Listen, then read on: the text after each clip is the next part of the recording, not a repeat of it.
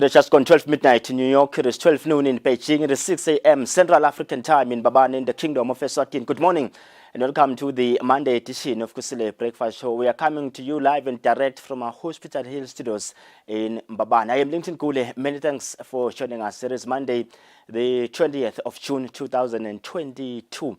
Umsomluko bengosiwe si25 kulo mnyaka losedudu kanti ke liviki les25 ke futhi la 2022 lilanga lomuhla les171 selemalanga la 194 bongosi upheleke umnyaka losedudu. It is always a pleasure to be in your company every morning.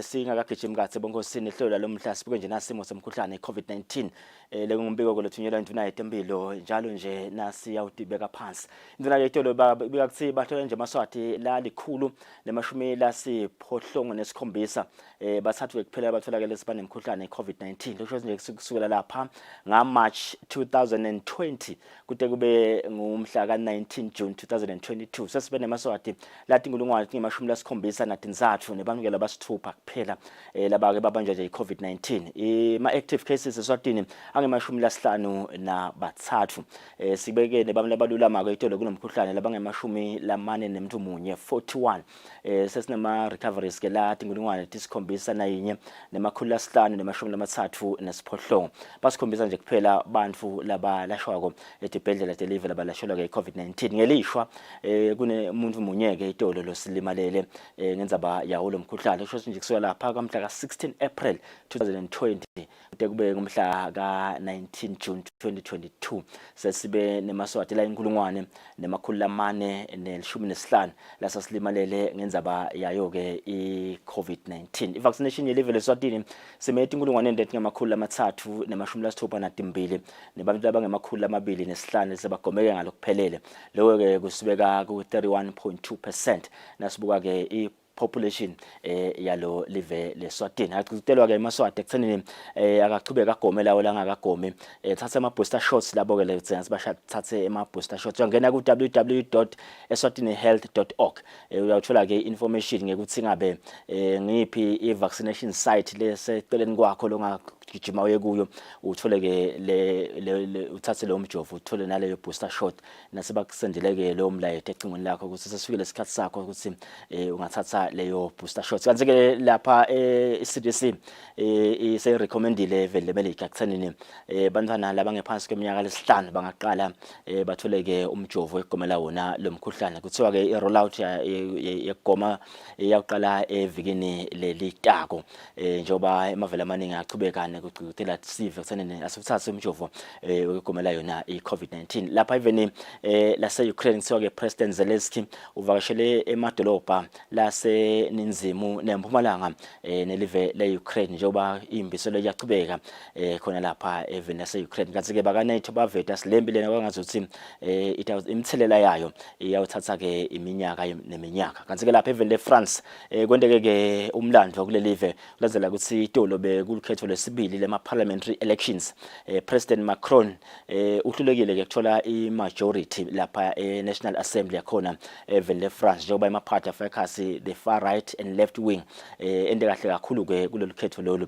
bathi ke kokuqala lapha kule live ukuthi mengameli wesehhovisi abebethe imajority eParliament bathi ke lokhu kutawula imata ima reforms lamaningi njoba bekafuna kusebenza nzabathe abo cost of living edema reforms kubo pension fund bale live lokho esekethe imajority in Parliament basilethe ndolete ngendekade adingesendeki siyayilandzela ke indzaba yakhona eFrance ukuthi ihamba njani ya Emmanuel Macron bonke indzaba sithatha sibuke namhlanje njoba lempilena yaseRussia nje ichubeka inemthelela ke ehlangothini lwadoda ekulima njoba sibona sikudla kuyadula indzaba yabo manyolo nanatho ngiletinye lesithinzekile njoba live leli khiqita manyolo lomningi kakhulu emhlabeni sabeke sina Alan Smith ifarmer idabeke sichazela kabanti ngebumcoka bekusebenzisa ima organic fertilizer njoba bahlanganisile balimi lapha eSithokoto bafundziswa ekuthenini emakhaya la sikhona khona siyatifuya tinkukhu siyatifuya tinkomo siyatifuya timbuti singatakhela njani wethu manyolo kunekuthi sihambisa umfuna esitolo njoba sekemba ecolo kanti lesinye isikhathi ukhanza ukuthi kude njoba live leSwatini nje lisemkhankasweni ekuthenini sikhonekte ikhicitela kudla lokwanele live njoba sivinweni seminyaka lophelile live likhicite lokungenani than 217,000 metric tons. Bathi ke kudla lokho lutakhona kusilasta until the next plowing season.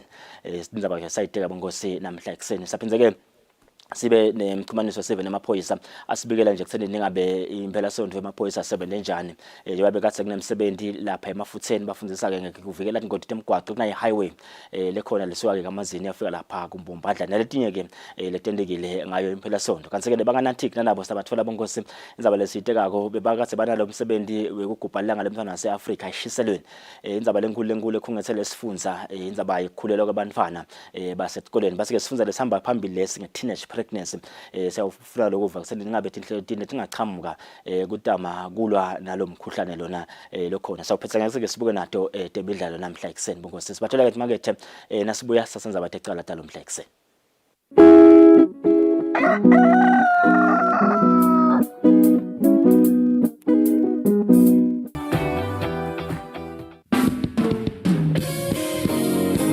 sihlelweni lethi lithini libandla siyambonga uNkulunkulu uhlelo liphindze libuyele emoyeni.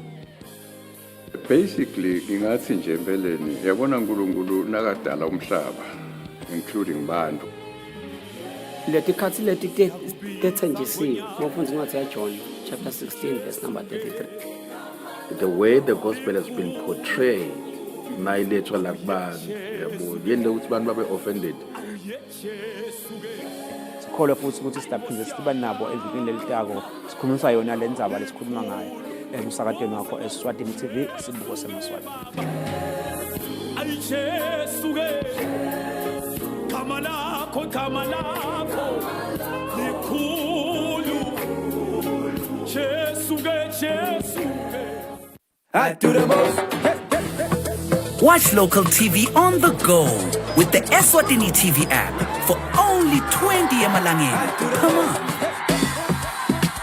Do the most with Eswatini TV app. Download from Google Play Store or App Store. We're good together. Everywhere you go, MTN.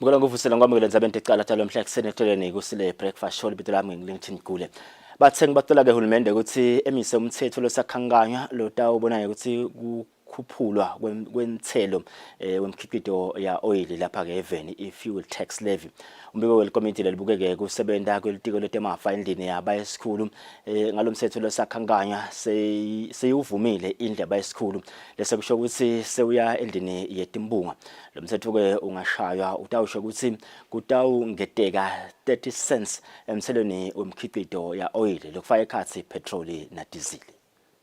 Lo mbiko walomthetho losakhanganywa lotawukhuphula umthelo wemkhiqido wa-oyili lofaka ekhathi petrol kanye na diesel uveta ukuthi lo mthelo utawukhuphuka nga-30 cents lokho kutawususa ku-3 emalangeni 85 cents uye ku-4 emalangeni 15 cents.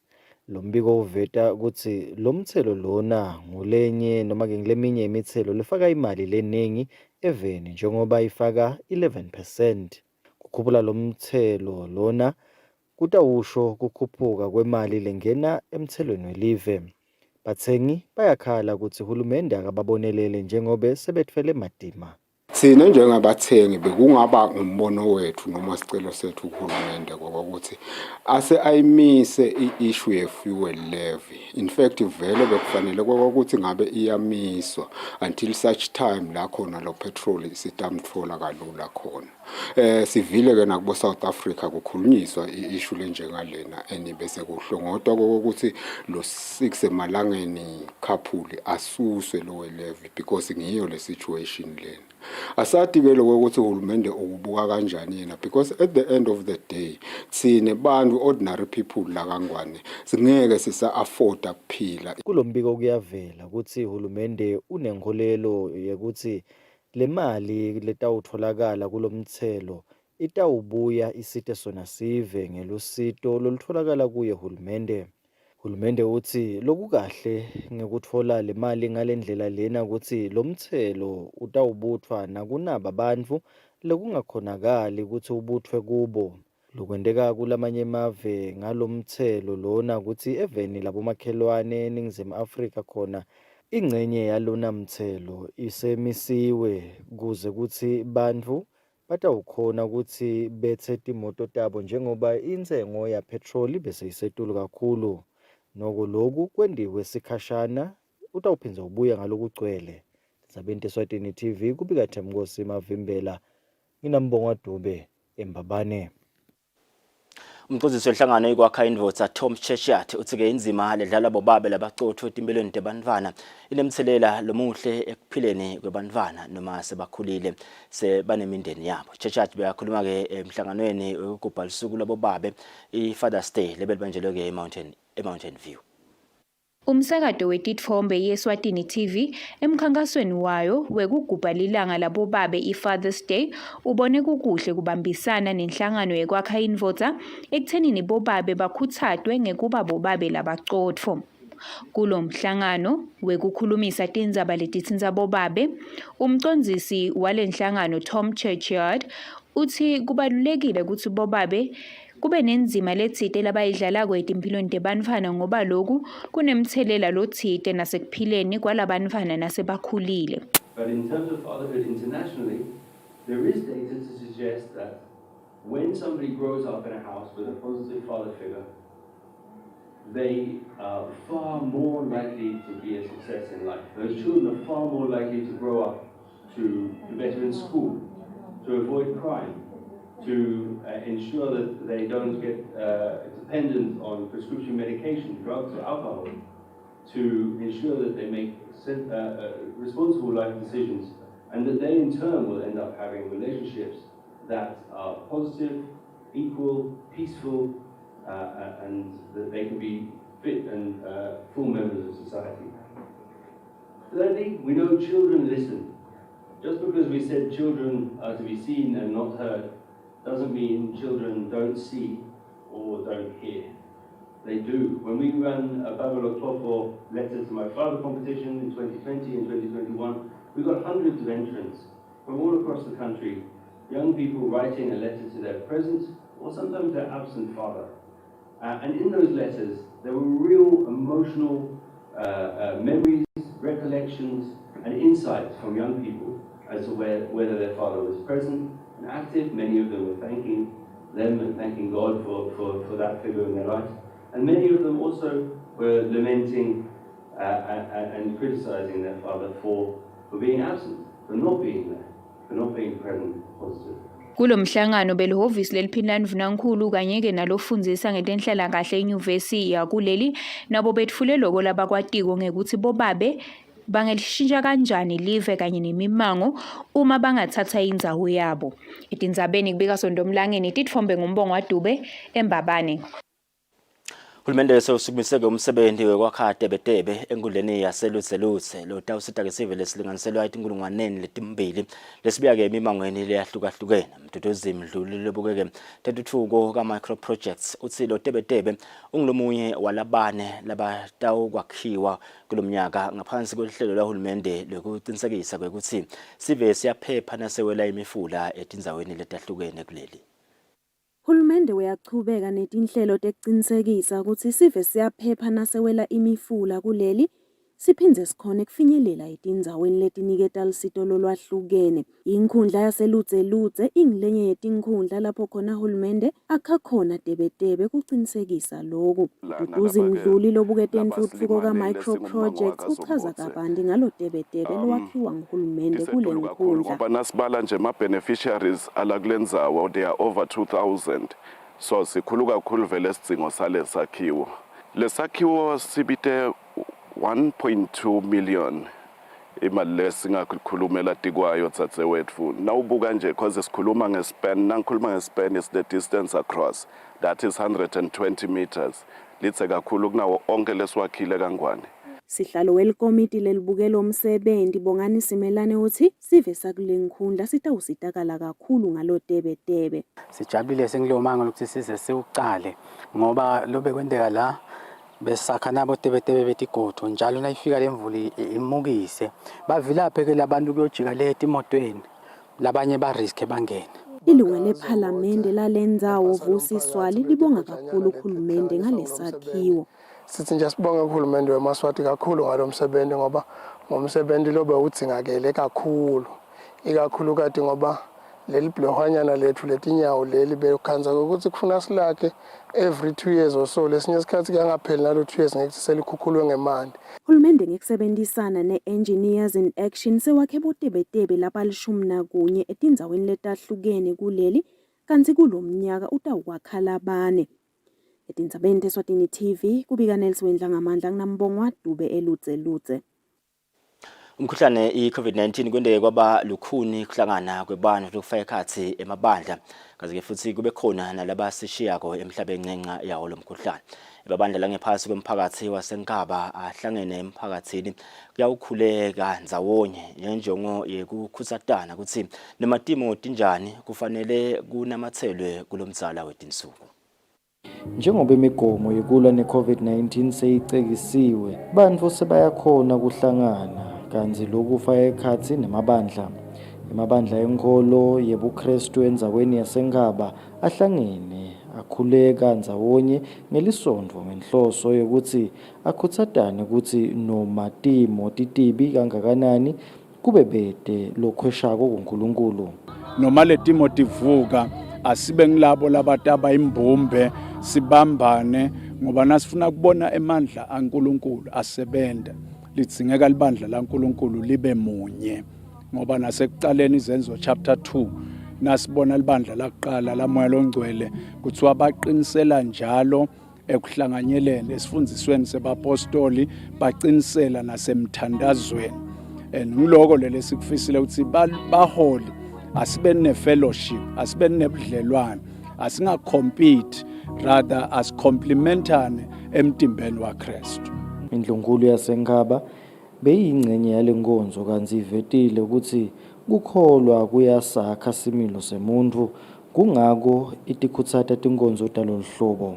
Lithi-ke kwakhona tikahle vele siyatiswela ukuthi tibe khona ngobe nje kwefika lo mkhuhlane lomkhulu lebe ukhona lengingasho ukuthi thina ufika wasimoshela la ngoba ufika angisho tsanjiswa ngiloko induna yethu nje Vusi kunene iyahamba emhlabeni babe sigqoko Dlamini nomnakethu lebe kakhona naye la mphakathini inkonzo beba khona ongamalaka naye wahamba kwase kuhamba nale nkosikazi leli sime ngayo ingqongwane yethu kusho ukuthi ke leti inkonzo vele tiyasita ngoba tiyasibhudutana konke lokho kukholwa kwenta abantu bathobeke nalo samdzala ke lo salahlekile kuyamenda kusabuye esimeni ngoba umuntu kakhulu la sebabadzala habe sebaphuma esimeni umkhandlu umuntu agijima lapha etinzabeni kodwa ke naso kukhulunywa ngekholwa kuyamenda abone noma bekalashe indoda yakhe nabalasha lamgwaqeni kuyamenda kusachiye.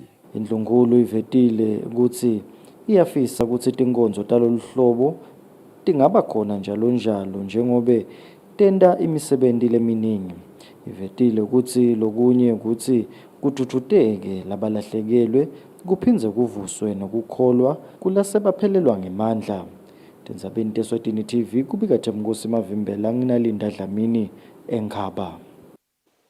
Ihlangano lesambulelo setinhlangano temabhizinisi abantu labasha i-Chamber of Commerce and Industry event laseSwatini isike yakhathi ihlelo letitawena isiqiniseko sekekuthi tinhlelo tayo tenabela nakuletinye tifundza kude kusitakale abantu labasha labaningi kuleli lokho kuvetwe lisekela lamengameli kule nhlangano lungelo mdluli lochazile ukuthi bafise ukuthi abantu labasha kutotonke tifundza bati nakabanti ngetinhlelo telusito lwahulumende.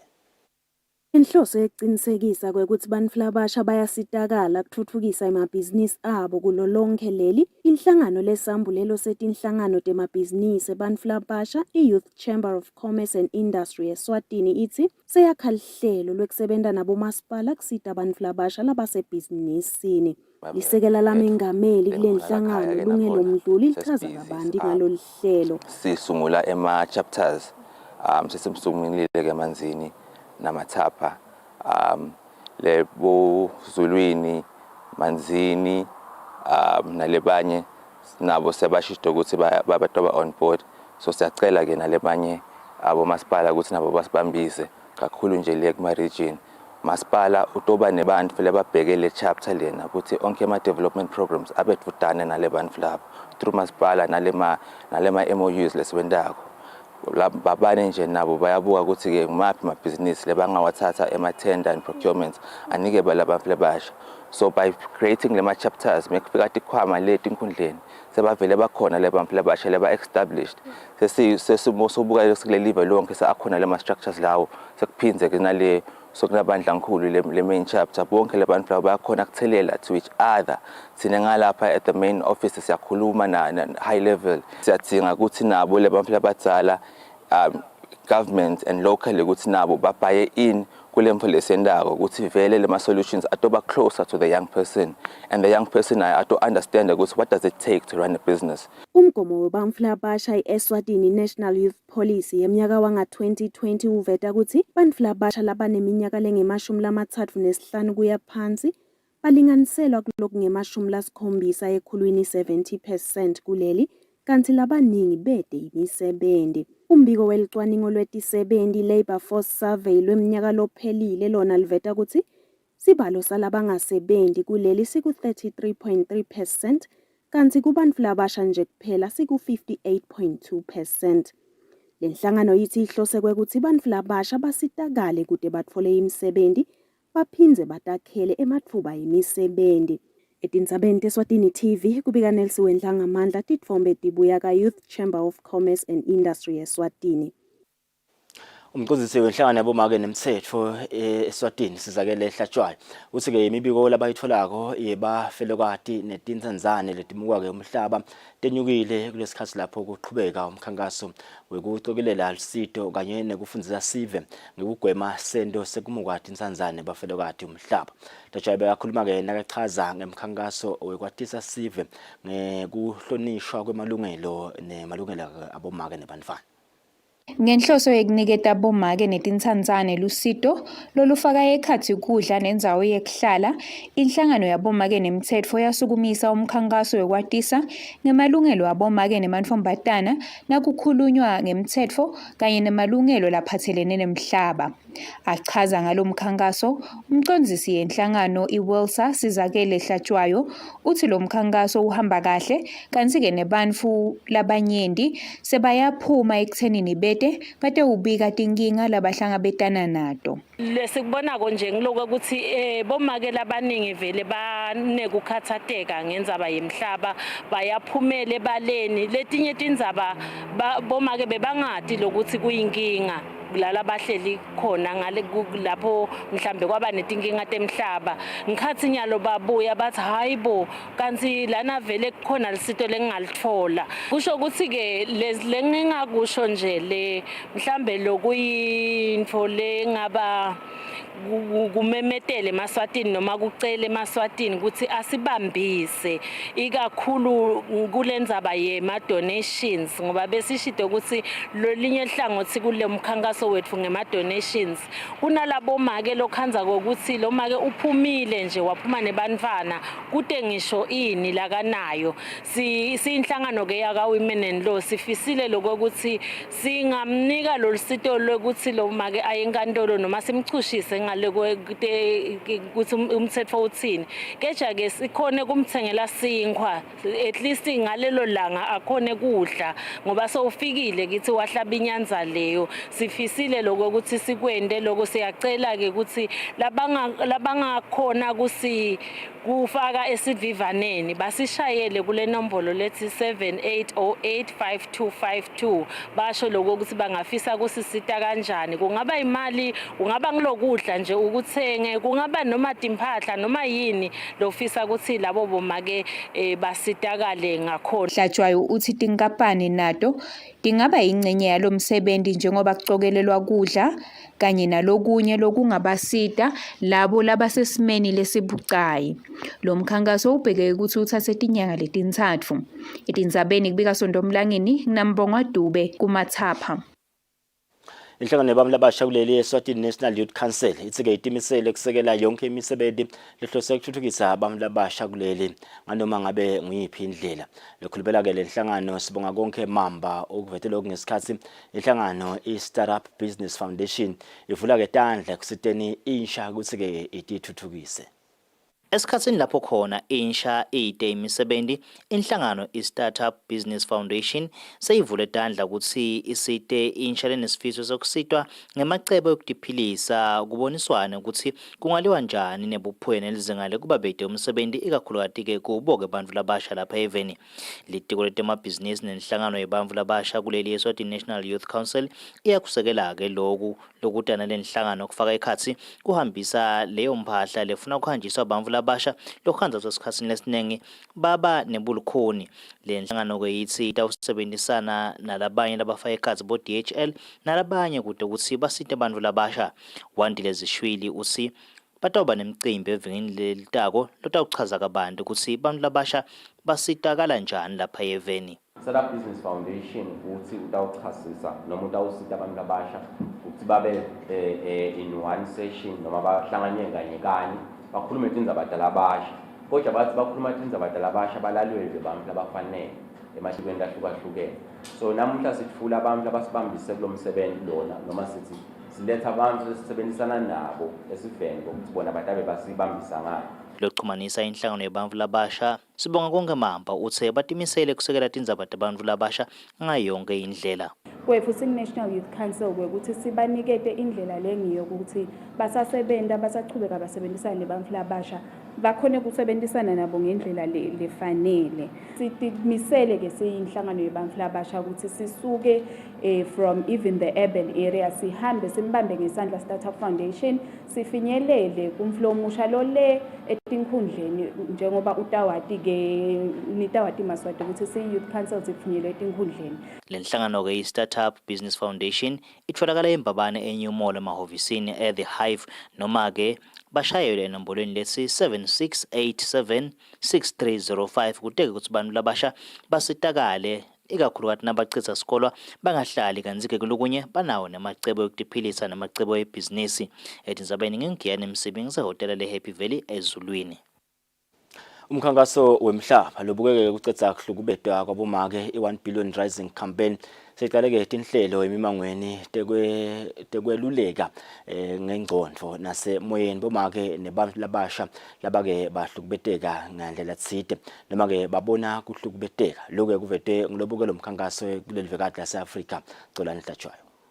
Nakucala umkhuhlane COVID-19 umkhankaso wemhlaba lobuketa indzaba tekucedza kuhlukubetwa kwabomake nebantfwana labangemantombatana i-1 billion rising campaign usukumise lihlelo letigungu tekukhulumisa tindzaba tekuhlukubetana emimangweni lelatiwa ngele-Community Gender-Based Violence Circles.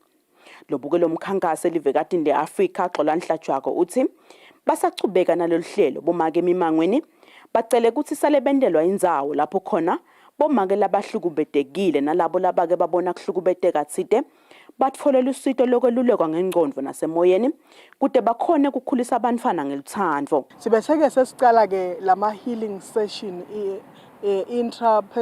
interpersonal healing sessions lesibambisene neSwaziland Peace Justice Institute lengiyo lesihamba nayo ukuthi nasifacilitate lama sessions. Sisewacalile lama sessions umuntu angasho nje ukuthi bomake bathole kuyi-platform lapho akhona ukuthi abhoboke kuko konke lebe kumcinzetela.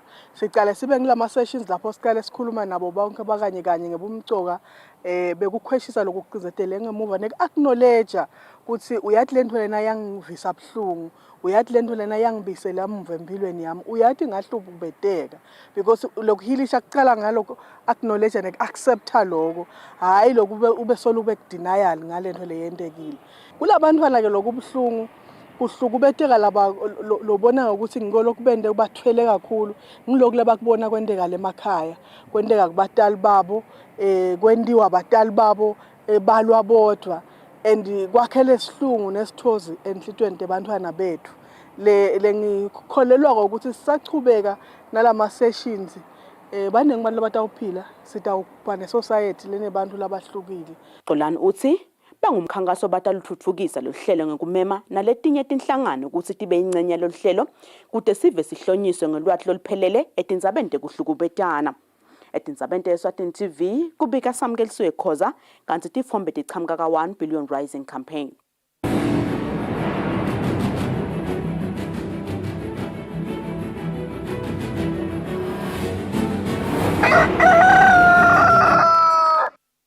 Kudemidlalo Nkululeko Gama kanye naSamkelisiwe Thwala bambe embili esigabeni se-21 km kubobabe kanye nakubomake ngekulandzelana kwabo emcimbini watiwa ngele kwamagogo kaManzini kanti-ke be-Golden Foot lokungibo labachuba lo msebenzi bathi bajabula ngendlela lo msebenzi lokhomba kukhula ngayo.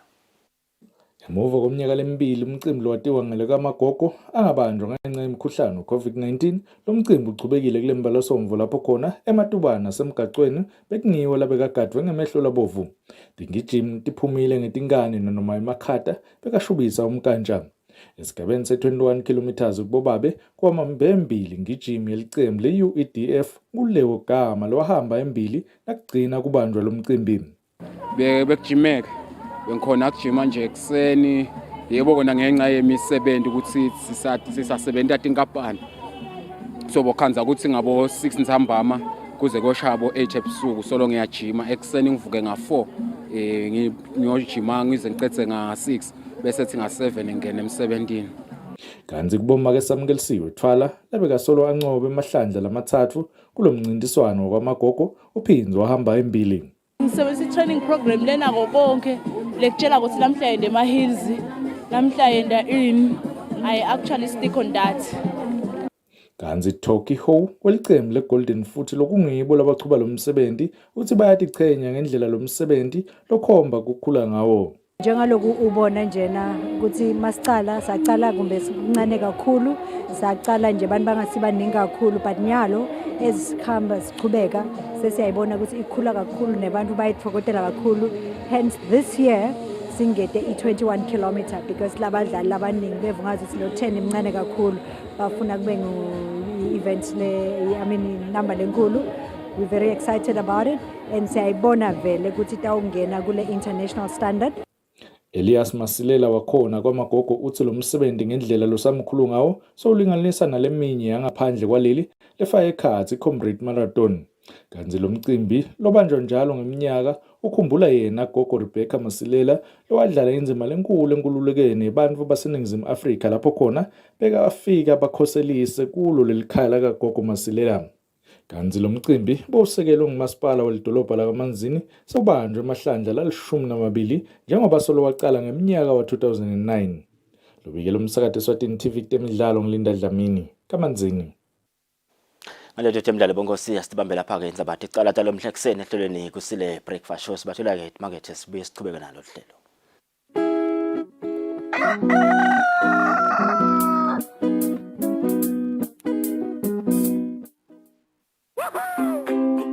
Pay your TV license quickly and easily with MTN Momo. Simply dial *007 *3# and select option 8 for TV license.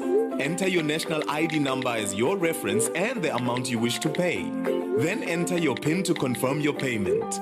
Once your payment has been made, you'll receive a confirmation SMS of your payment. If you're a first-time payer, you get another SMS for your TV license. So legalize your entertainment from the comfort of your home. Pay your TV license the easy and convenient way with MTN Momo. Everywhere you go, MTN.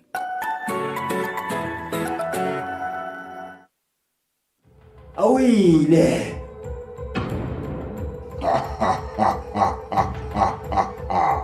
Weni babe?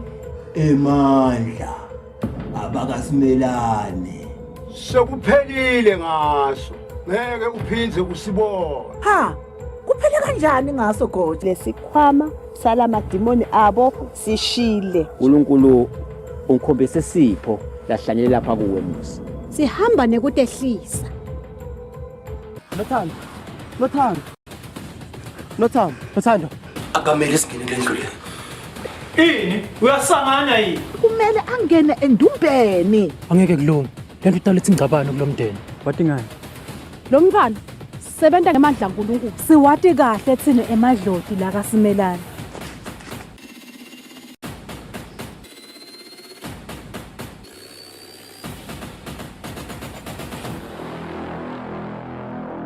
Simama on Mondays at 8:30 p.m.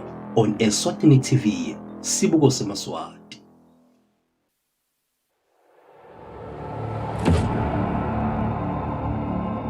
This life, true justice requires sacrifices.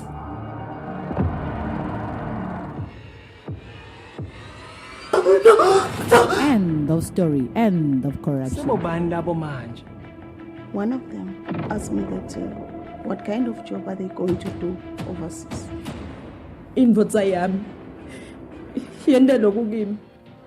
When a man dies and leaves behind family and properties, Kuliqiniso ukuthi umnakethu uMandla akasekho emhlabeni. Ngifuna ajayive lesiginci sakhe lomba. Ende izavo yakhe siyathokoza. Ngabani? Ndobuta mina kusigabane ekhalami. Awathi kusigama. Who's going to take his phone? Sisi ngithe namhla sekwenele. Ewesho se awungikholwa ashayela uMelginenza umbude. Utakutshela ukuthi le nkampani yasala kimi nene. Iwini. Ulandze mina, Thando. Nengeyati indlela yemaphoyiseni. Akudingeki ukuthi ungilandze. So, now that my father is no more, who will be the owner? catch this live on Eswatini TV every Tuesday at 8:30 p.m.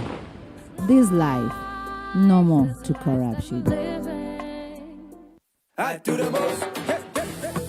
Watch local TV on the go with the Eswatini TV app for only 20 emalangeni per month. Do the most with Eswatini TV app.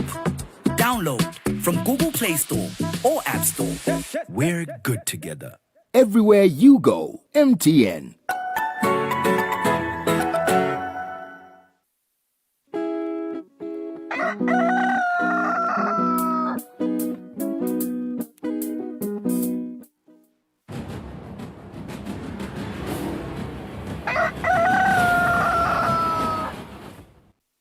Because siyaqhubana nalo ke hlelo namhlanje kusena uthanza kulela umsakado wakho ubukela umsakado etithombe Eswatini TV sehlelweni kusile breakfast ngomsombuluko tinsuku tingemashumi lamabili enyangeni enhlaba ngomnyaka wa2022 ngomsombuluko ke wes25 bongosi uqalile umnyaka sisevikini ke les25 ke futhi la 2022 kanti ke nakuqala lempi the Russia Ukraine invasion kube nemthelela lomkhulu kakhulu ehlangotheni kakhulu kade lokudla njoba intengo yokudla itolo seyidule ngendlela lesimangaliso siyabona nabo petrol nabo bayinyuka indzaba lenkulu ke livele Ukraine ne Russia together they export about 28% of fertilizer made from nitrogen and phosphorus as well as potassium sivene linzima Africa ekhala nana ekuthenini manyolo wayo lemgcinile tingungwentayo semncane kakhulu they are looking to import fertilizer Middle East lo takhanza sivele ke so yadula lesinye isikhathi lamanye amavese kuvele kude manyolo ngizaba yalembi lechubekako ngiyajabula bonke sikusinamhle kuseni ngina Mr Smith la lento amethula le tasiniketa ke bumcoka bekusebenzisa organic fertilizers kulesimo lesesikhona emhlabeni silivele nitiko letekulima nalo ligcizelela indzaba kusebenzisa lokulesi sinako emakhaya nenkampani nje iSwati lechubekako nekufundisa balimi endzaweni in 37 chiefdoms in this country kusebenzisa la kolobanako kutama kuthenini ba animal feed and everything Mr Smith, thank you so much for affording us this opportunity to talk to you. Talk to us about the importance of using organic fertilizer in our daily farming.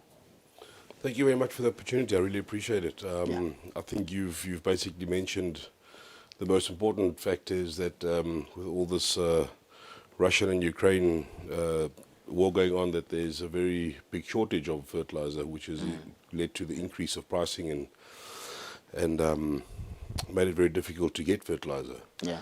But it's not the main reason why we decided to farm with organic fertilizer.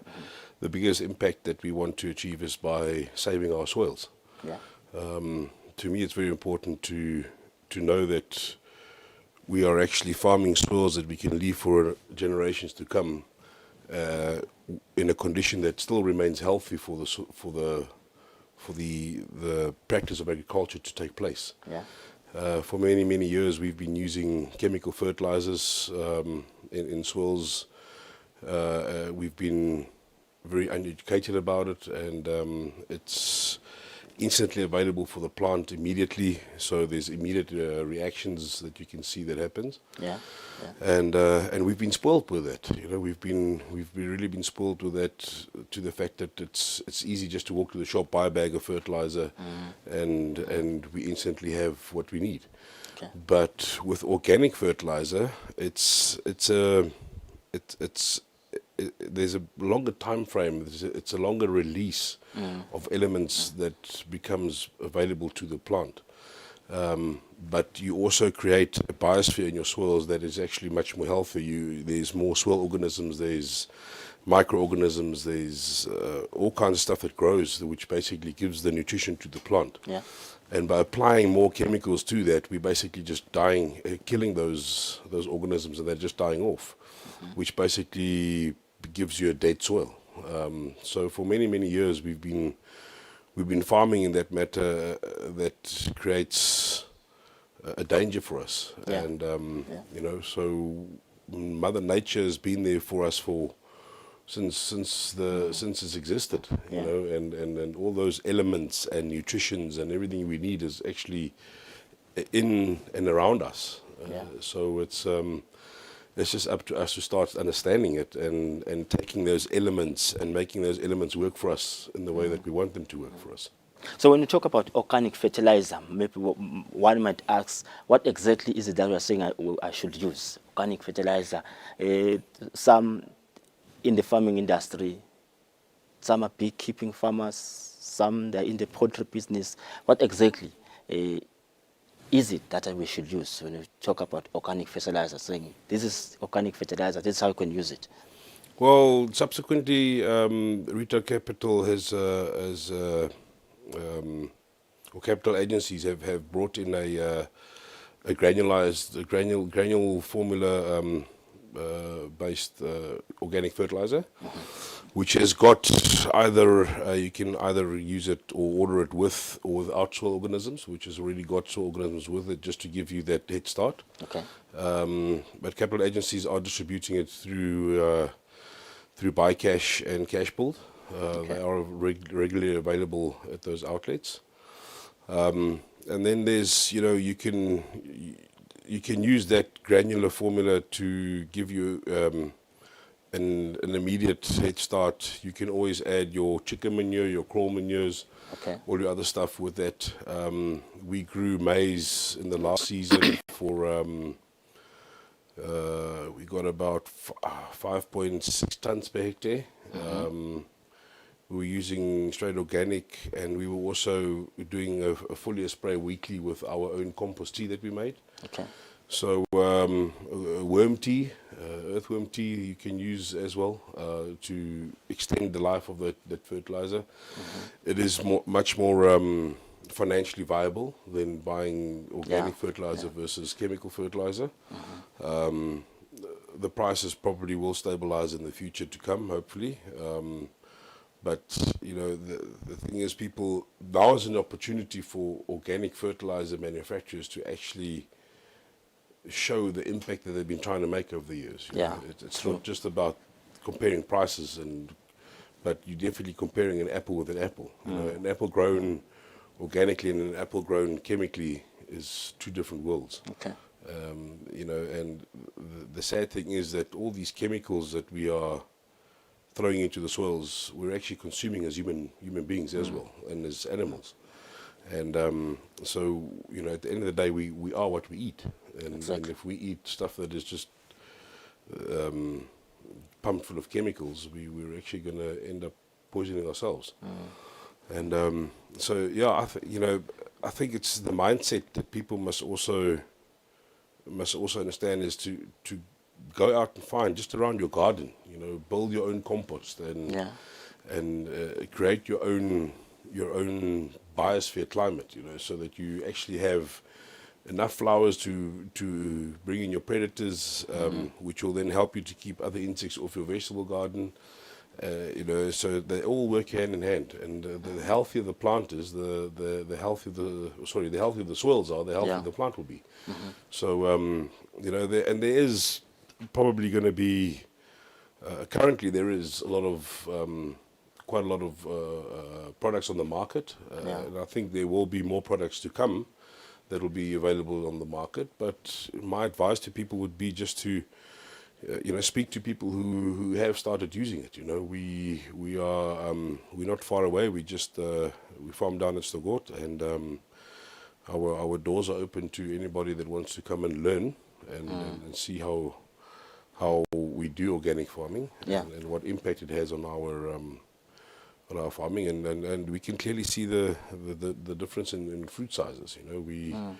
We have tomatoes that are large, big tomatoes. So it's been quite a journey for us too. It's from the get go. My option was to do it organically, and we had to learn also. Getting a lot of advice, asking around, speaking to people who have been doing it. So there's quite a few products on the market, but I can say OFMA's organic fertilizer, granule fertilizer, is really helped us. It's a much slower release. We see a big difference in the fruiting of the vegetables, so it's not instantaneously, and it's prolonged also the life of that fruiting. So with biochemical fertilizers, you have instant availability of your NPKs, but when the plants finish consuming it, it's finished, it's done. Whereas with organic fertilizer, there's that extra longer life, so you get a little bit of extra mileage out of it, definitely. But yeah, that's the product that we are using, and it's worked for us, and we are blending it with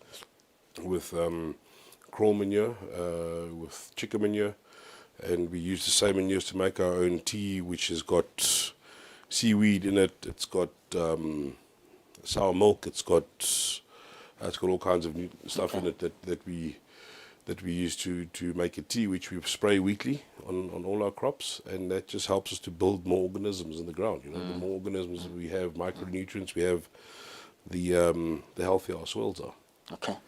Mr. Spidungo, sinzaba lesiteka kwenzaba yekulima sisebenzise manyolo lesingatakhelana nemakhaya inzaba leyichazako etseni emakhaya bakhona abantu banentibaya tetinkomo bangasebenzisa loyo mquba loyo kufaka kulawo maplants abo labanye bayafuyile tinkukhu boramtutu sesibabona nalabanye ke bakhipha leyo sawdust ekubhicene na sekungumcuba bawufake etinsimini tabo kutakhipha tibhidi njengoba litiko letekulima nje kunanamkhankaso lokuthutha ngisetho one house one produce inzaba ke letekwa konke ekuseneni sale silima sisebenzisa nelindlela letawumelana nesimo selitulo siphinze ke futhi silime sebenzisa lo manyolo lona lesingatakhelana nemakhaya njengoba achaza nje ekuseneni probably inzaba yamanyolo isitaba yinze kakhulu njengoba lembi yaqhubeka even lase Ukraine uthi singathi khanziwe singemaswati sesilambile. I just want to come in, you spoke about the size of the fruit because probably one might be skeptical to say probably the yield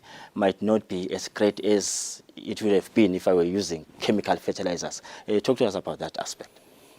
It's farming organically is definitely taking a leap of faith, and so it was for us at least. And we were expecting the worst, but we were very optimistic about it.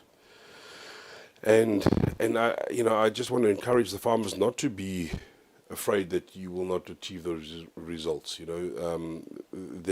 don't have to fear that you have to now just cut everything and go completely 100% organic. There are transitions that one can do whereby you start implementing organic and phase out your chemical as if you can afford it.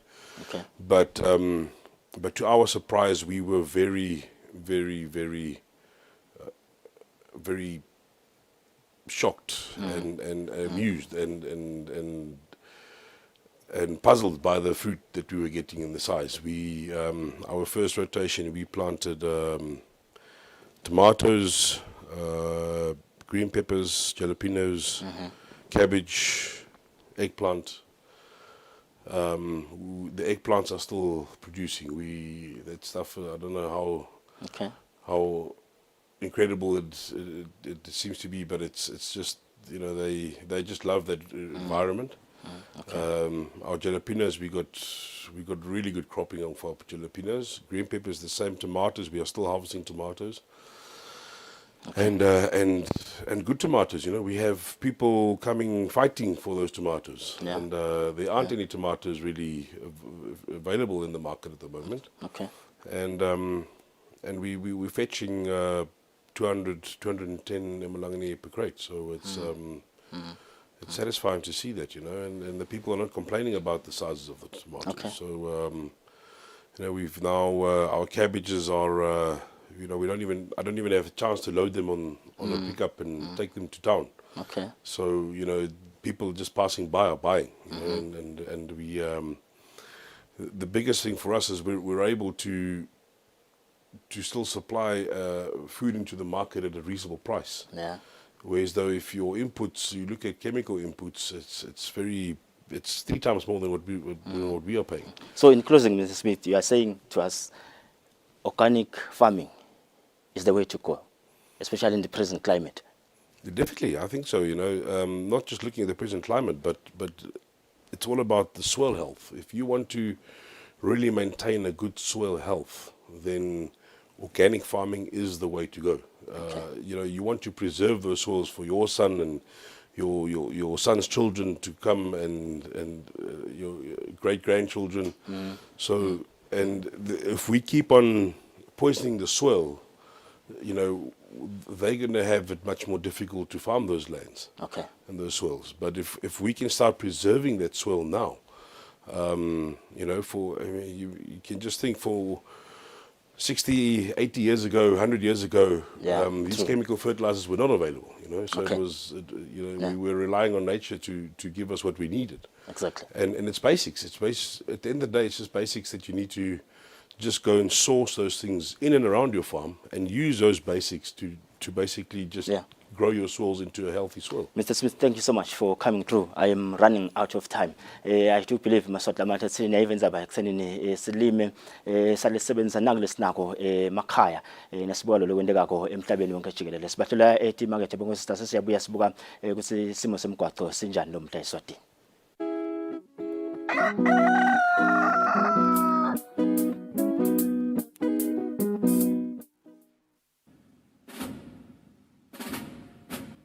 Nene bekunene kusetandleni tesive ukuthi imimango ingagcini kukampunzi edla emini. Sive sakangwane nebantu labakhethe kuhlala eSwatini abaphile ngekukhululeka nekuthi kubethe lo nyathelo lilungelo lalabanye egameni lekufuna lilungelo lakhe. Sive asikhumbule ukuthi emaphoyisa bomake nabobabe labatinikele kwenta siqiniseko ukuthi wonke umuntu lonempahla yakhe ingacekelwa phansi ngulomunye. Wonke umuntu akahlale ngekuthula nangaphandle kokwesaba tintwe letingatiwa. Emaphoyisa ngekulandzela nekushiqilela umthetho athi into yemuntu ayibe ngeyakhe umuntu. Sive asijinge siwabambise siphinde siwasekele emaphoyisa emsebentini wawo. Kude emalungelo aso sive osomabhizinisi kanye nebantu labasebentako anganyatseleki. Khona-ke imimango itawukwakha nemakhaya akhulise bantwana ngaso sandla lesiya emlonyeni. Emaphoyisa naso sive abasebente ngebudlelwane nangekubambisana kulwa nebucala netingoti temgwaqo.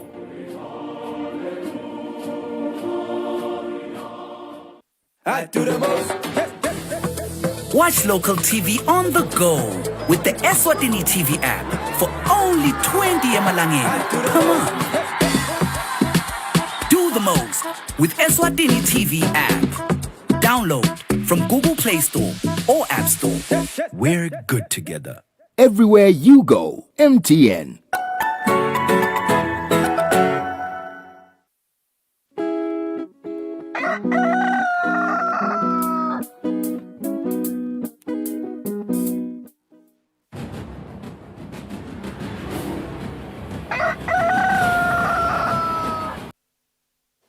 Ukuthi siyaqhubeka nalo hlelo namhla ekuseni sifuna nje ukuva simo semgwaqo ukuthi ngabe imigwaqo yelive leSwatini imenjani namhla ekuseni nje umbutho embubo vuka lokwa uhlole yona imigwaqo ukuthi ngabe eMaswati atakhona yini kuhamba ngitiphibe letikhona emgwaqweni ngiyajabula lokuseneni sesinayo umbutho embubo layini bonkosi sitawuva nje ukuthi ngabe umgwaqo umenjani namhla ekuseni evikele liphelele bekunemnayo Themba sinamhla kufuneka kushintsha tike ngoba nemntolo nanaye uba khona nana tasichazela simo semgwaqo ukuthi sinjani akunembala ukhona ke Ntombenhle ukhamba khona embuthweni embutho ngumntolo lo asekuvusele sathwethu namhla ekuseni simenjani simo semgwaqo elive leSwatini ngikuvusele eMagwabane ngivusele naye umbukeliwe Kusile breakfast show singumbutho wembubo nesive sesiphumile cishe yonkhana imigwaqo elivela kangwane kubukela sona sive ukuthi singaphepha kanjani kulolusuku lwanamuhla sisayisebenzisa yona imigwaqo kungaba nje ukuthi nika isiqiniseko sive senkosi ukuthi imigwaqo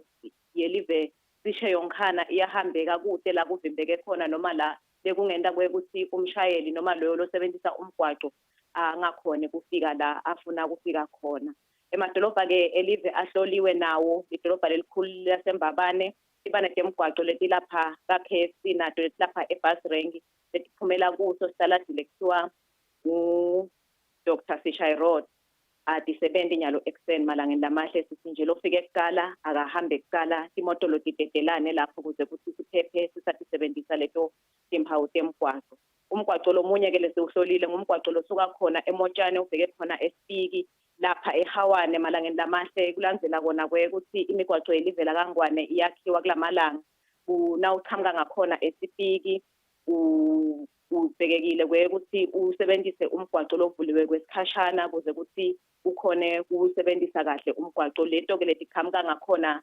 emotshane tibheka ngakhona eSpiki tichubeka dona ihambe khona emgwaqweni lomkhulu sithi nje malanga lamahle lapho asinakisiseni silehlise litubane silandzele nato timpawu lebatibekile labo labakha umgwaqo khona lapho umgwaqo lomkhulu osuka khona ehekeni lasengwenya ubheke khona kamanzini uyahambeka nyalo ekseni ngaphandle nje kwekuthi kaphelisa sona sive kwekuthi na wehla yena amalagwane ematolo sinakile kwekuthi ayabe emakhudlwana umgwaqo unako kuba mandi sithi nje bashayeli abalehlise litubane bashayele ngalokukhulu ukucophelela basehla yena amalagwane ekhathe edolobheni kumathaphana kamanzini tibane temgwaqo tasebenta tonke kude esikhinyabeto lesikhona kanti na umgwaqo lo ubheka khona eMpumalanga losuka khona emafutheni ubheke khona kumpaka usuka nje lapha nawenga khona e-filling station kumalinza uyafika lapha empaka complex malangeni lamahle lapho usisebenzisa emgwaqo siyasebenza lokukhona ke lapho kuvulweke imigwaqo letawusetshenziswa kwesikhashana ngasekudla nangesenqele bekubhekekile ke ukuthi bashayeli balandzele leto timpawu lo kwendeka ke lapho ngesithuba nje tasemini ukhanza lifuli selulunenge kakhulu kanetimotolo siyabonakala siyalihamba ngesibane lelikhudlwana bese ke setiphakama kakhulu leto tinkulu sithi nje bashayeli abakhanyise wona emalambu lamakhulu nekuthatha ke bona labahlala khona lapho noma ke ema-residents akhona lapho kwekuthi phela asilanzeleni leto timpawu loluphawu naluthi nje keep left awukabhekeki ke kwekuthi nawuqhamuka la ekhathi emakhaya bese sowukhanzakala sowuphambana nazo timotolo sithi nje asilandzele kahle timpawu letiphakanyisiwe khona lapho kuze kuthi sonke siphephe sisawusebenzisa umgwaqo ngale kwaloko gule naye umbukeli imigwaqo elivela kangwane iyahambeka kude esinyabeto lesikhona nyalo ekseni kungaba nje kufisela yena umbukeli lusuku loluhle naloluphephile basetawusebenzisa yona imigwaqo yelive kakhulu umntolo sithembe sinanani indaba nesikhathi lesihleke ningemaphoyisa sasitawuni eMaswati namhla ekuseni bongosibe kunguntombenhle fakutse asibikela ngesimo semgwaqo namhla ekuseni sibathela ke market test abuya ke sasenza bathe sibilita namhla ekuseni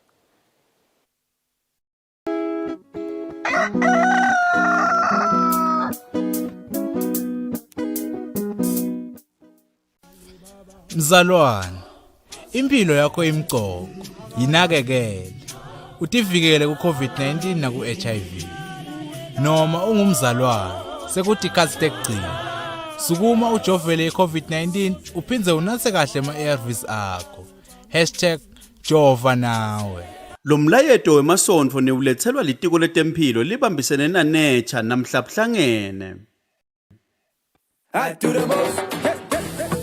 Watch local TV on the go with the Eswatini TV app for only 20 emalangeni per month. Do the most with Eswatini TV app. Download from Google Play Store or App Store. We're good together.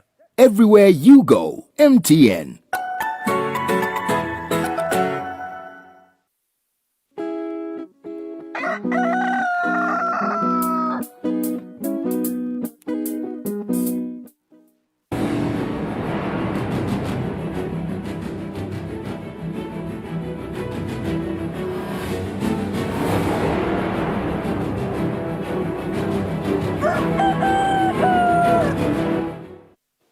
Ngula nguvusela ngwamukeleke endzabeni tesibili talomhla ekseni ehlelweni kusile breakfast show nasithandza kulela umsakazo wakho siya kwemukela libito lami ngilingithini Gula. Bathenge bacela uhulumende ukuthi awumise umthetho losakhankanywa lotawubona ke ukukhuphulwa kwemthelo wemkhiqido ya oil lapha ke even i-fuel tax levy. Umbiko lekomiti libukeke kusebenta kwelitiko letema-finding yabayisikhulu ngalomthetho losakhankanywa sewuvumile indlebe yesikhulu lesekushoyo ukuthi sewuyake endlini yetimbunga. Lomthetho ungashaywa utawusho ukuthi kutawungeteka 30 cents emthelweni wemkhiqido ya oil lokufaka ekhathi petrol na diesel. Walomthetho losakhankanywa lotawukhuphula umthelo wemkhiqido wa oyili lofaka ekhatsi petrol kanye na diesel uveta ukuthi lo mthelo utawukhuphuka nga 30 cents lokho kutawususa ku 3 emalangeni 85 cents uye ku 4 emalangeni 15 cents. Lo mbiko uveta ukuthi lo mthelo lona ngulenye noma ke ngileminye imithelo lefaka imali leningi eveni njengoba ifaka 11%. Kukhuphula lo mthelo lona kutawusho kukhuphuka kwemali lengena emthelweni welive. Bathengi bayakhala ukuthi uhulumende akababonelele njengoba sebethwele madima. Sina njengabathengi bekungaba umbono wethu noma sicelo sethu kuhulumende ukuthi ase ayimise i-issue ye-fuel levy. In fact vele bekufanele ukuthi ngabe iyamiswa until such time la khona lo petrol sitamthola kalula khona.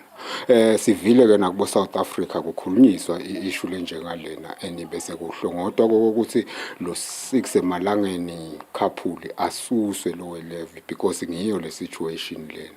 Asati ke lokho ukuthi uhulumende ukubuka kanjani yena because at the end of the day sine bantu ordinary people la kangwane singeke sisa afford ukuphila. Kulombiko kuyavela ukuthi uhulumende unenkolelo yokuthi le mali letawutholakala kulomthelo itawubuya isite sona sive ngelusito lolutholakala kuye uhulumende.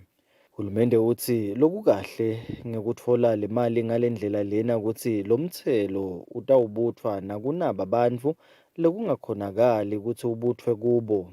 Lokwendeka kulamanye emave ngalomthelo lona ukuthi eveni labomakhelwane eNingizimu Afrika khona ingcenye yalona mthelo isemisiwe kuze ukuthi bantu batawukhona ukuthi bethe timoto tabo njengoba intengo ya petrol bese isetulu kakhulu. Noko lokhu kwendiwe sikhashana utawuphinza ubuya ngalokugcwele. Sabenti Eswatini TV kubika Themkosi Mavimbela nginambongo Dube eMbabane. Umqondisi wehlangano ekwakha indvodza Tom Cheshiat uthi ke inzima ledlalwa bobabe labacothwe empilweni tebantfwana inemthelela lomuhle ekuphileni kwebantfwana noma sebakhulile sebanemndeni yabo. Cheshiat bakhuluma ke emhlanganweni wekugubha usuku labobabe iFather's Day lebelibanjelwe eMountain View.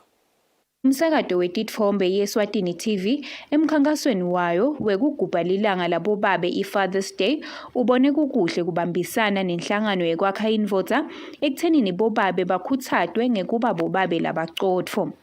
Kulo mhlangano wekukhulumisa tindzaba letitsinza bobabe, umcondzisi walenhlangano Tom Churchyard uthi kubalulekile ukuthi bobabe kube nenzima letsite labayidlalako etimpilweni tebantfwana ngoba lokhu kunemthelela lotsite nasekuphileni kwalabantfwana nasebakhulile. But in terms of fatherhood internationally, there is data to suggest that when somebody grows up in a house with a positive father figure, they are far more likely to be a success in life. Those children are far more likely to grow up to do better in school, to avoid crime, to ensure that they don't get dependent on prescription medication, drugs or alcohol, to ensure that they make responsible life decisions, and that they in turn will end up having relationships that are positive, equal, peaceful, and that they can be fit and full members of society. Thirdly, we know children listen. Just because we said children are to be seen and not heard doesn't mean children don't see or don't hear. They do. When we ran a Babylon Clofo Letter to My Father competition in 2020 and 2021, we got hundreds of entrants from all across the country, young people writing a letter to their present or sometimes their absent father. And in those letters, there were real emotional memories, recollections, and insights from young people as to whether their father was present and active. Many of them were thanking them and thanking God for that figure in their life. And many of them also were lamenting and criticizing their father for being absent, for not being there, for not being present positive. Kulo mhlangano belihhovisi leliphini Mvunankhulu kanye-ke nalofundzisa ngetenhlalakahle enyuvesi yakuleli nabo betfule loko labakwatiko ngekuthi bobabe bangelishintsha kanjani live kanye nemimango uma bangathatha indzawo yabo. Etindzabeni kubika Sondomlangeni titfombe ngumbongo waDube eMbabane. Uhulumende sewusukumise kumsebenzi wekwakha debedebe enkundleni yaseLuzeluze lotawusita-ke sive lesilinganiselwa etinkulungwaneni letimbili lesibeka-ke emimangweni leyahlukene ngaphansi kwale nkundla. Mduduzi Mdluli lobuka-ke tentuthuko ka-micro projects uthi lo debedebe ungulomunye walabane labatawakhiwa kulo mnyaka. Hulumende uyachubeka netinhlelo tekucinisekisa ukuthi sive siyaphepha nasewela imifula kuleli siphindze sikhone kufinyelela etindzaweni letiniketa lusito lolwahlukene. Inkhundla yaseLuzeluze ingilenye yetinkhundla lapho khona hulumende akha khona debedebe kucinisekisa lokhu. Duduzi Mdluli lobukete intutfuko ka-micro projects uchaza kabanti ngalo debedebe lowakhiwa nguhulumende kule nkhundla. Ngoba nasibala nje ama-beneficiaries ala kule ndzawo they are over 2,000. So sikhulu kakhulu vele isidzingo sale sakhiwo. Lesakhiwo sibite 1.2 million imali lesingakhulumela tikwayo tsatewetfu. Nawubuka nje cause sikhuluma ngespan, nangikhuluma ngespan is the distance across, that is 120 meters. Litse kakhulu kunawo onke leswakhile kangwane. Sihlalo welikomiti lelibukelo umsebenzi Bongani Simelane uthi sive sakule nkhundla sitawusitakala kakhulu ngalo debedebe. Sijabulile sengilomanga ukuthi size siuqale ngoba lobe kwendeka la besakha nabo debedebe betigodo njalo nayifika lemvuli imukise bavilaphe ke labantu kuyojika leti emotweni labanye ba risk bangene.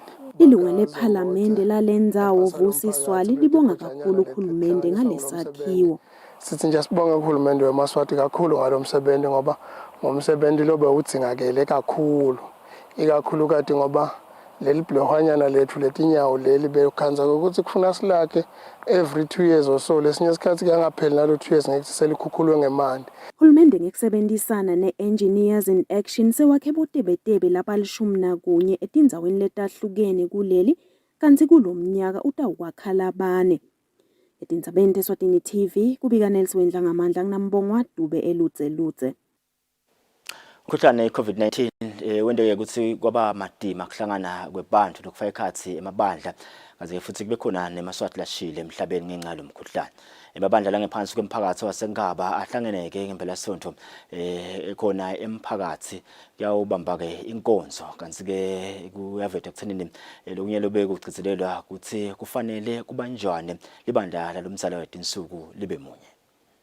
Njengoba imigomo yokulwa ne-COVID-19 seyicekisiwe, bantu sebayakhona kuhlangana kanti lokufaka ekhathi nemabandla enkolo yebuKristu endzaweni yaseNgaba ahlangene akhuleka ndzawonye ngelisonto ngenhloso yokuthi akhuthatane ukuthi noma timo titibi kangakanani kube bede lokhweshako kuNkulunkulu.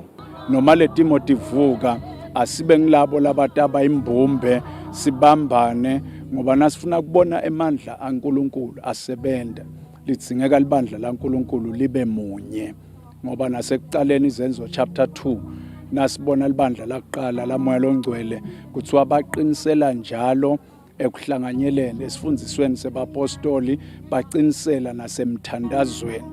Ngiloko lele sikufisile ukuthi baholi asibe ne-fellowship, asibe nebudlelwane, asingacompete, rather asicomplementane emtimbeni waKristu. Indlunkulu yaseNkaba beyingcenye yale nkonzo kanti ivetile ukuthi kukholwa kuyasakha similo semuntu kungako itikhutsata tinkonzo talolu hlobo. Lithi-ke kwakhona tikahle vele siyatiswela ukuthi tibe khona ngobe nje kwefika lo mkhuhlane lomkhulu lebe ukhona nengingasho ukuthi thina ifika wasimoshela la ngoba kwefika angisho ukuthi anjiswa ngiloko induna yethu nje evusa kunene iyahamba emhlabeni babe sigqoko dlamini nomnakethu lebe khona naye la mphakathini inkonzo beba khona ongamalaka naye wahamba kwase kuhamba nale nkosikazi leli sime ngayo ingqongwane yethu kusho ukuthi ke leti inkonzo vele tiyasita ngoba tiyasibhudutana konke lokho kukholwa kwenta abantu bathobeke nalo samdzala ke lo salahlekile kuyamenda kusabuye esimeni ngoba umuntu kakhulu la sebabadzala babe sebaphuma esimeni umkhandlu umuntu agijima lapha etinzabeni kodwa ke naso kukhulunywa ngekholwa kuyamenda abone noma bekalashe indoda yakhe nabalasha lamgwaqeni kuyamenda usachiye. Indlunkulu ivetile ukuthi iyafisa ukuthi tinkonzo talolu hlobo tingaba khona njalo njengobe tenda imisebenzi leminingi.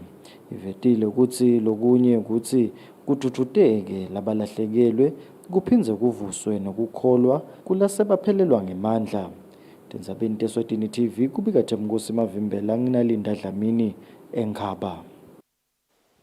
Ihlangano lesambulelo setinhlangano temabhizinisi abantu labasha Chamber of Commerce and Industry Eswatini ithi ke yakha tinhlelo letitaqinisekisa ukuthi tinhlelo tayo tinabela ke nakuletinye tifundza kuthi kusitakale abantu labasha labaningi kuleli. Ngenhloso yeqinisekisa ukuthi bantu labasha bayasitakala kuthuthukisa emabhizinisi abo kulo lonke leli, inhlangano lesambulelo setinhlangano temabhizinisi bantu labasha i-Youth Chamber of Commerce and Industry Eswatini ithi seyakha lihlelo lwekusebenta nabomasipala kusita bantu labasha labasebhizinisini. Lisekela lamengameli kule nhlangano Lungelo Mdluli lichaza kabanti ngalolu hlelo. Sisungula ema-chapters sesimsungulile ke Manzini namathapha lebo Zulwini Manzini nalebanye nabo sebashishto ukuthi babatoba on board, so siyacela ke nalebanye abo masipala ukuthi nabo basibambise kakhulu nje le kuma region. Masipala utoba nebantu vele babheke le chapter lena ukuthi onke ama development programs abethudane nale bantu labo through masipala nalema MOUs lesibendako. Babane nje nabo bayabuka ukuthi ke ngimaphi amabhizinisi lebangawathatha ema-tender and procurement anike balabantu labasha. So by creating lema chapters mekufika tikhwama leti inkundleni sebavele bakhona lebantu labasha leba-established sesibuka kule live lonke seakhona lema structures lawo sekuphinze ke nale sokunabandla nkhulu le main chapter bonke lebantu labo bayakhona kuthelela to each other. Sine ngalapha at the main office siyakhuluma na high level siyadinga ukuthi nabo lebantu labadzala government and local ukuthi nabo babuye in kule policy endako ukuthi vele lema solutions atoba closer to the young person and the young person ato understand ukuthi what does it take to run a business. Umgomo webantu labasha i-Eswatini National Youth Policy yeminyaka wanga-2020 uveta ukuthi bantu labasha labaneminyaka lengama-35 kuya phansi balinganiselwa kulokhu ngema-70 ekhulwini 70% kuleli kanti labaningi bede imisebenzi. Umbiko welicwaningo lwetisebenzi Labor Force Survey lweminyaka lophelile lona liveta ukuthi sibalo salabangasebenzi kuleli siku-33.3% kanti kubantu labasha nje kuphela siku-58.2%. Le nhlangano yithi ihlose ukuthi bantu labasha basitakale kude bathole imisebenzi baphindze batakhele emathuba emisebenzi. Etindzabeni teSwatini TV kubika Nelsi Wendlangamandla titfombe tibuya ka Youth Chamber of Commerce and Industry Eswatini. Umtonzisi wenhlangano yabomake nemthetho eSwatini sizakele hlatshwa uthi ke imbiko labayitfolako yebafele kwathi netinsanzane letimoka ke umhlaba tenyukile kulesikhathi lapho kuchubeka khona umkhankaso wokucokelela lusito kanye nekufundisa sive ngokugwema sento sekumuka tinsanzane nebafele kwathi umhlaba.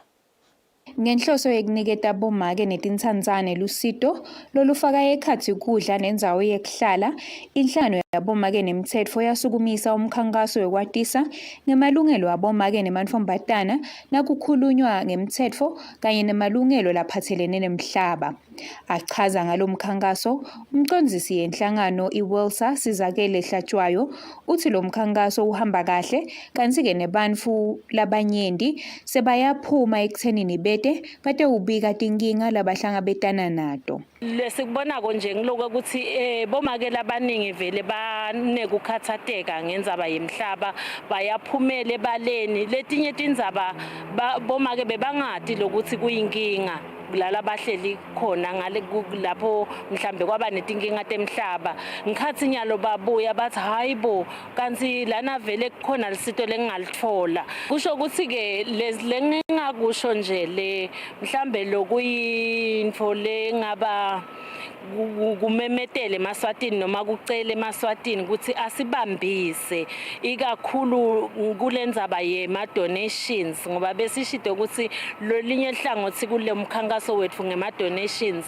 kunalabo make lokhanza ukuthi lo make uphumile nje waphuma nebantwana kude ngisho ini lakanayo siyinhlangano ke yaka Women and Law sifisile lokuthi singamnika lolusito lokuthi lo make ayenkantolo noma simchushise ngale ukuthi umthetho uthini keja ke sikhone kumthengela sinkwa at least ngalelo langa akhone kudla ngoba sowufikile kithi wahlaba inyanza leyo sifisile lokho ukuthi sikwende lokho siyacela ke ukuthi labangakhona kufaka esivivaneni basishayele kule nombolo lethi 78085252 basho lokho ukuthi bangafisa kusisita kanjani kungaba imali kungaba ngilokudla nje ukuthenge kungaba noma timpahla noma yini lofisa ukuthi labo bomake basitakale ngakhona. Hlatshwayo uthi tinkampani nato tingaba ingcenye yalomsebenzi njengoba kucokelelwa kudla kanye nalokunye lokungabasita labo labasesimeni lesibucayi. Lo mkhankaso ubheke ukuthi uthathe inyanga letintsatfu. Etindzabeni kubika Sondomlangeni Nambongwa Dube kuMathapha. Inhlangano yebantfu labasha kuleli Eswatini National Youth Council ithi-ke itimisele kwesekela yonke imisebenzi lehlose kuthuthukisa abantu labasha kuleli nanoma ngabe ngiyiphi indlela. Lokhulumela le nhlangano sibonga konke mamba uvete lokhu ngesikhathi inhlangano i-Startup Business Foundation ivula ke tandla kusiteni insha ukuthi-ke ithuthukise. Esikhatsini lapho khona insha ide imisebenzi inhlangano i-Startup Business Foundation seyivule tandla ukuthi isite insha lenesifiso sokusitwa ngemacebo yokudiphilisa kuboniswana ukuthi kungaliwa njani nebuphweni elizengale kuba bede umsebenzi ikakhulukazi ke kuboke abantu labasha lapha eveni.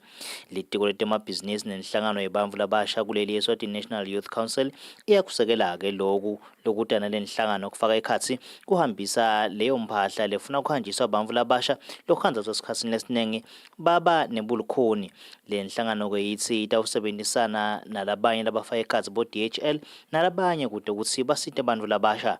Wandile Zishwili uthi batawuba nemicimbi evengini lelitako lotawuchaza kabantu ukuthi abantu labasha basitakala njani lapha eveni. Startup Business Foundation uthi utawuchasisa noma utawusita abantu labasha ukuthi babe in one session noma bahlangane kanye bakhulume tindzaba talabasha kodwa bathi bakhuluma tindzaba talabasha balalwele abantu labafanele ematikweni lahlukahlukene. So namuhla sithula abantu abasibambise kulomsebenzi lona noma sithi siletha abantu esisebenzisana nabo esiveni ukuthi bona batabe basibambisa ngayo. Lokuxhumanisa inhlangano yebantu labasha sibonga konke mamba uthe batimisele kusekela tindzaba tabantu labasha ngayonke indlela. Kwethu National Youth Council ukuthi sibanikete indlela lengiyo ukuthi basasebenta basachubeka basebenzisana nebantu labasha bakhone kusebenzisana nabo ngendlela lefanele. Sitimisele ke siyinhlangano yebantu labasha ukuthi sisuke from even the urban area sihambe simbambe ngesandla Startup Foundation sifinyelele kumflo omusha lo le etinkhundleni njengoba utawati ke nitawati Maswati ukuthi si-Youth Council sifinyelele etinkhundleni. Le nhlangano ke i-Startup Business Foundation itholakala eMbabane eNew Mall emahovisini The Hive noma ke bashayele enombolweni lesi 76876305 kuteke ukuthi abantu labasha basitakale ikakhulukazi nabachitha sikolwa bangahlali kanzike kulokunye banawo nemacebo yokudiphilisa nemacebo ebhizinisi. Etindzabeni ngengiyane emsebenzini sehotela le Happy Valley eZulwini. Umkhankaso wemhlaba lobukeke kucetsa kuhlukubetwa kwabomake i-1 billion rising campaign seqeleke inhlelo emimangweni tekweluleka ngengqondo nasemoyeni bomake nebantu labasha labake bahlukubeteka ngandlela tsite noma ke babona kuhlukubeteka. Nakucala umkhuhlane i-COVID-19 umkhankaso wemhlaba lobuketa indzaba tekucetsa kuhlukubetwa kwabomake nebantfwana labangemantombatana i-1 billion rising campaign usukumise ihlelo letigungu tekukhulumisa tindzaba tekuhlukubetana emimangweni lelatiwa ngele community gender based violence circles. Lobukelo umkhankaso livekatini le-Afrika xola nhlatshwako uthi basachubeka nalolu hlelo bomake emimangweni bacele kutsi sale bendelwa indzawo lapho khona bomake labahlukubetekile nalabo labake babona kuhlukubeteka tsite batfolela usito lokwelulekwa ngengqondo nasemoyeni kude bakhone kukhulisa abantfwana ngelutsandvo. Sibetheke sesicala ke lama healing session interpersonal healing sessions lesibambisene neSwazini Peace Justice Institute lengiyo lesihamba nayo ukuthi nasifacilitate lama sessions. Sisewaqalile lama sessions umuntu angasho nje ukuthi bomake bathole kuyiplatform lapho akhona ukuthi abhoboke kuko konke lebekumcinzetela.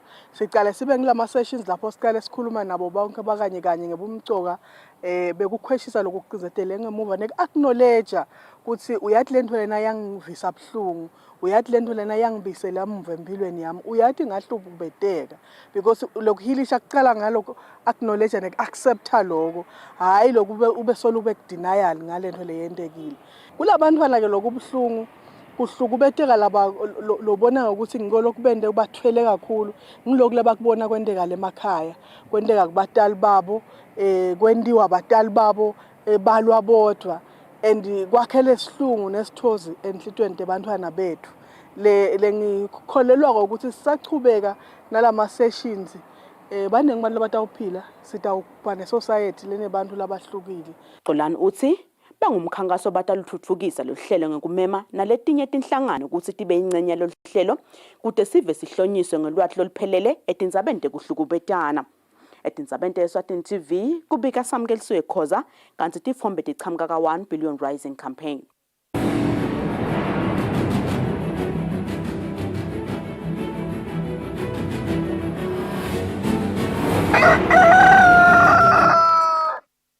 Kutemidlalo umphathi weqembu leVovovo Stan Dlamini uthi ke noma bakhona labafise ukuthenga nekuphatha leliqembu kodwa ke akusilo iqiniso ukuthi leliqembu selithengisiwe njengoba kuvelile etinkundleni tekuxhumana.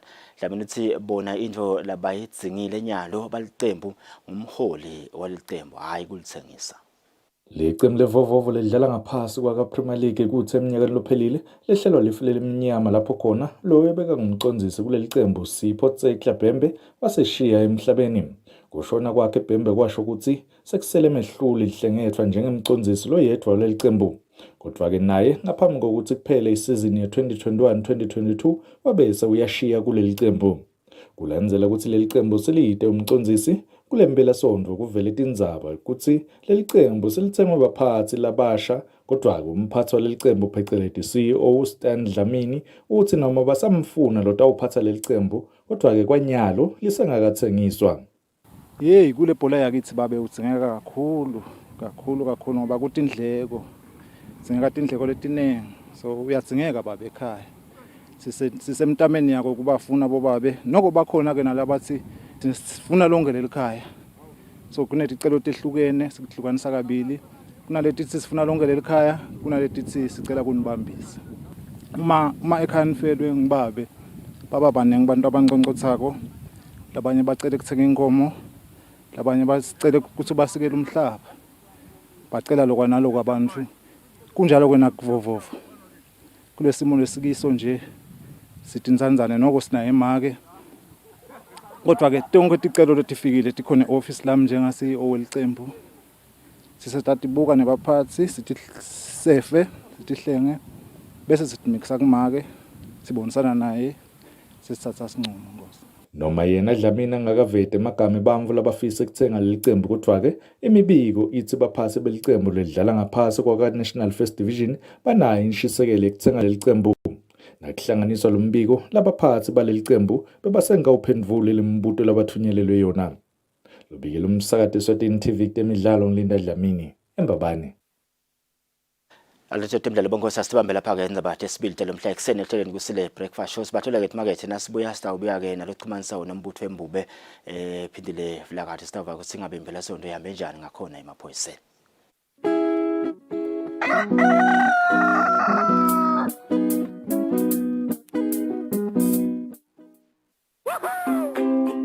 Pay your TV license quickly and easily with MTN Momo. Simply dial *007 *3# and select option 8 for TV license. Enter your national ID number as your reference and the amount you wish to pay. Then enter your PIN to confirm your payment. Once your payment has been made, you'll receive a confirmation SMS of your payment. If you're a first-time payer, you get another SMS for your TV license. So legalize your entertainment from the comfort of your home. Pay your TV license the easy and convenient way with MTN Momo. Everywhere you go, MTN.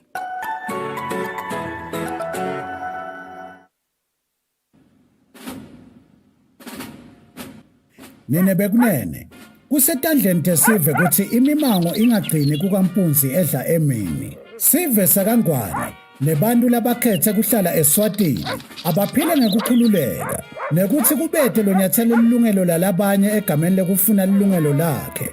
Sive asikhumbule ukuthi emaphoyisa bomake nabobabe labatinikele kwenta siqiniseko ukuthi wonke umuntu lwenempahla yakhe ingacekelwa phansi ngulomunye. Wonke umuntu akahlale ngekuthula nangaphandle kokwesaba tintwe letingatiwa. Emaphoyisa ngekulandzela nekushiqilela umthetho athi into yemuntu ayibe ngeyakhe umuntu. Sive asijinge siwabambise siphinde siwasekele emaphoyisa emsebentini wawo. Kude emalungelo aso sive osomabhizinisi kanye nebantu labasebentako anganyatheleki. Khona-ke imimango itawukwakha nemakhaya akhulise bantwana ngaso sandla lesiya emlonyeni. Emaphoyisa naso sive abasebente ngebudlelwane nangekubambisana kulwa nebucala netingoti temgwaco.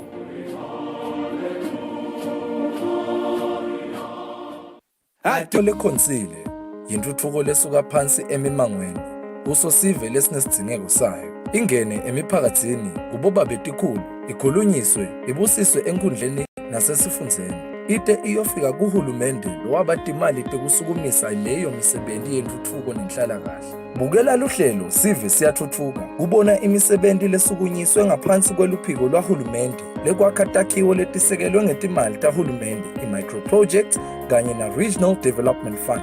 Lolu hlelo lutawungena njalo ngalesine nga-8:30 p.m. kusihlwa nangalesihlanu ekuseni nga-9:30 a.m. Sive siyathuthuka. Intuthuko yetinkhunda yintuthuko yemaswati.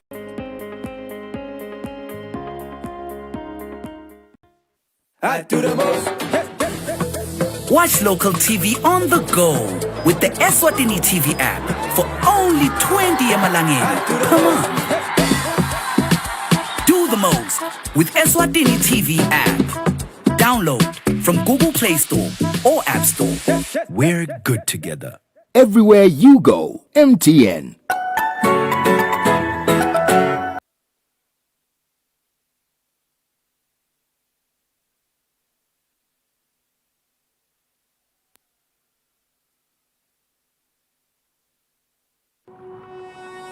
When you choose your adventures, you do so with an open heart and a desire for the unexpected.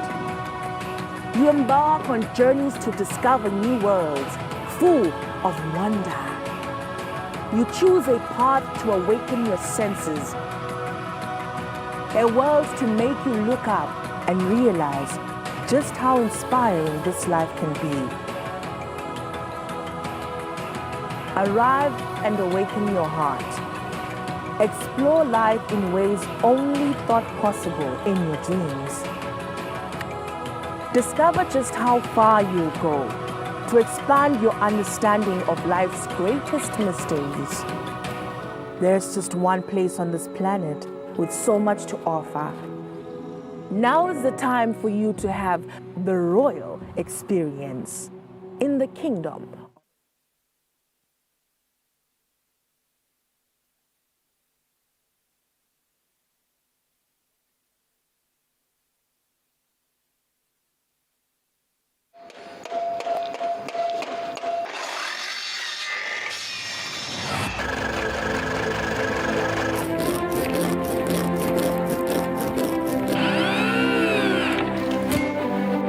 bongos tena malanga chocolate no mto wanchicho nang thadla botang kala kabusha nang love bongos usafaka na 20 rand temnet fumane athi lo gift ediki kokusebenzisa utakhonza uphila ubeke singwa etafuleni mina sengimelele umngane wami bese sihamba sophanda shemo mchasha maye mahle ebonile ngafuna ukuthi le project ingawa ngikhona nami ngoba angisiyo umuntu othandza ukuthi info ingafa ngikhona isile life lesiyakiyo umuntu ngangemuntu kuyafuna at least abe nawo 3 ma skills in life.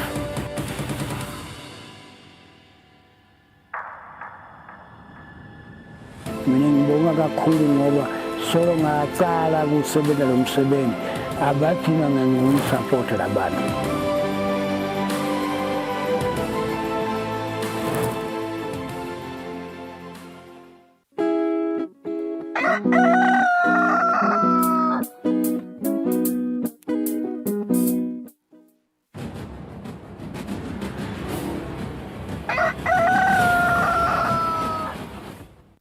Bokuthi siyaxubana lo kehlelo namhla ekseni kungumsombuluko nje sikhasila sifuna ukuthola khona ukuthi ngabe amaphoyisa asebenze njani kumphelasondlo lesiqhamuka kwesajabulayo ukuthi elayinini sesinaye ke lokuxhumanisa wona emaphoyisa nesive ephindile evula kahle phephetha ngivusele ngwamukele ehlelweni kusile breakfast show ingabe inahambele njani imphelasondlo ningemaphoyisa.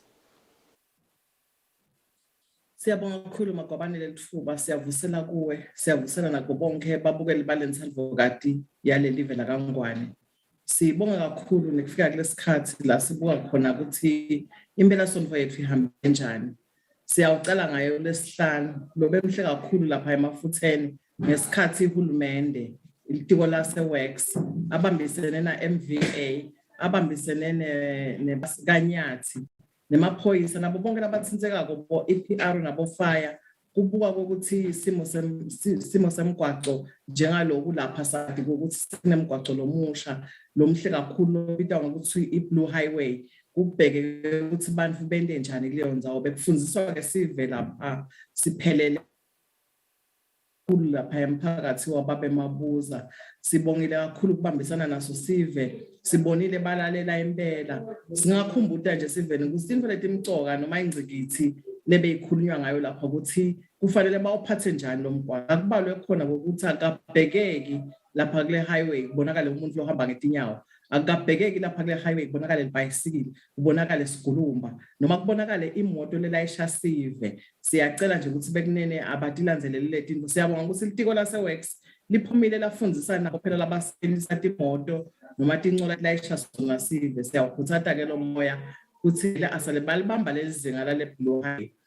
Noko ke sibe sesiba nako lokungahambi kahle kuyo lempelasondlo kulandzela ukuthi igeleke egcele betihlome kuphelele tingene endlini yamake lapha eMantabeni ayedvana timhlasele tithathe impahla yakhe tigcine thatha nemoto le iPolo iVSD 595 cm silver grey ngembala ticithe nayo imodolo solo ke siyafuna kungaba nje kucela sive senkosi ukuthi sisibambise lo ngayibona le moto washayela yona inhlaba mkhosi yethu le kungu999 noma bo9 labane noma ngashayela inombolo yecingo yakhona eMbabane police station lethi 2404 7091 2404 7091 kanike ngakulokunye sibona phela kwanza kokucala lobusha lebe bungavami kakhulu bevele nakutawusonzela tinkonzo kepha nyalo sesiyabona ukuthi leti inombolo setifuna kuphakama njalo kusekunemoya wekungena ekhathe masonveni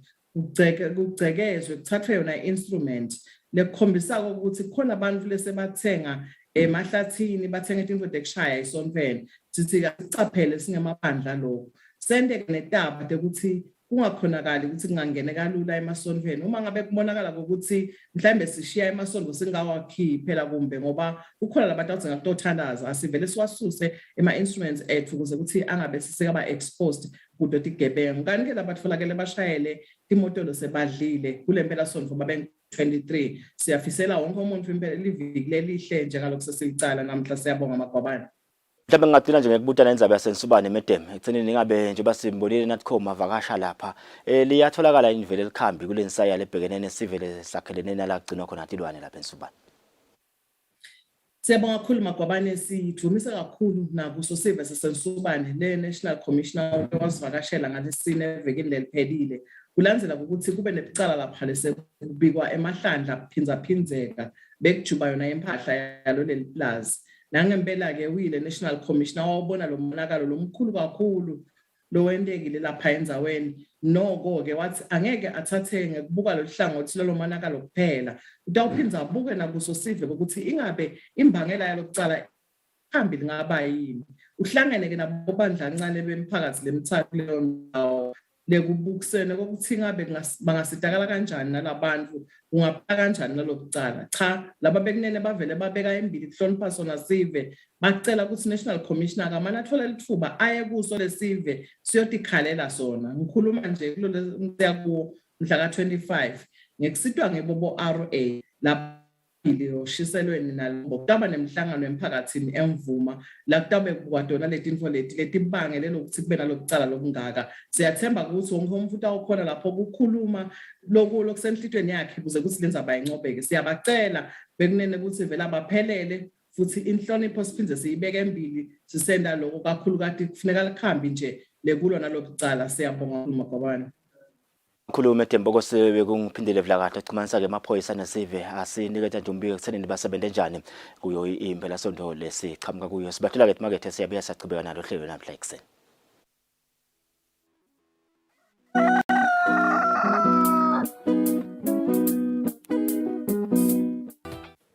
Bukela luhlelo Tandla nenkondlo lapho kuba khona bosonkondlo kanye nalabenda umsebenzi wetandla lo wehlukahlukene. Kuningi lotokufunza kulolu hlelo njengobe utawubona ukuthi tiningi tindlela tekwakha imali nekutiphilisa. Hlanganyela nami Fortunate Mabuza njalo ngelisonto nga5:30 ntambama eluhlelweni Tandla nenkondlo.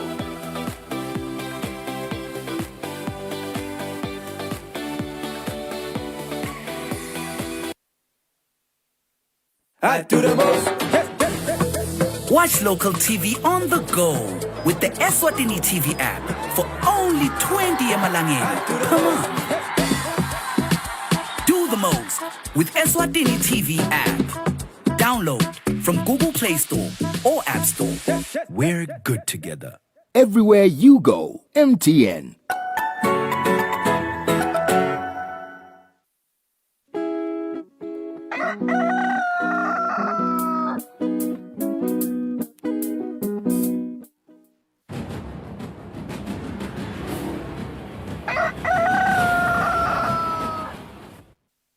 Ukuthi siyachubeka nalo hlelo namhla ekseni osenza kulelo msakazo wakho bulo msakazo Thombe Eswatini TV sehlelweni kusile breakfast show bongosi ngalwesihlanu lapha eTulu eNyamane high school bekunemsebenzi ke lo mhle kakhulu nangikhumbula kahle ya Nyamane high school kuhlanganise tikolo nje betitilingana lapha kunemsebenzi wegubhalanga lase-Afrika hlanganiso ke bakanathik nalabasebenzisana nabo ke bongosi insaya lenkulu yachamuka lebhekene naso sifunza seshiselo kwaba indzaba leyavela indzaba ikhulela kwabo bantwana kuthiwa ke ngesinye sesifunza lethamba imbili kule live ngakubuka nje linani lebantwana labaphuma ke etikoleni ngendzaba yakukhulelwa sinababenze manje ke bongosi sichamuka khona kanathik namhla ekseni siyafuna nje lokuthiwa lesithombe bomculo balomsebenzi lo nalensaya lena nje lebhekene neshiselo nje bavule bona batindele eshiselweni ma challenges la khona la dibena lesifunza bayawada kuvusele nzibanza ngoba kulehlelo namhla ekseni sivusele kule nekucwanzisa kule nempala yeah sivusele babukeli bawo umsakazo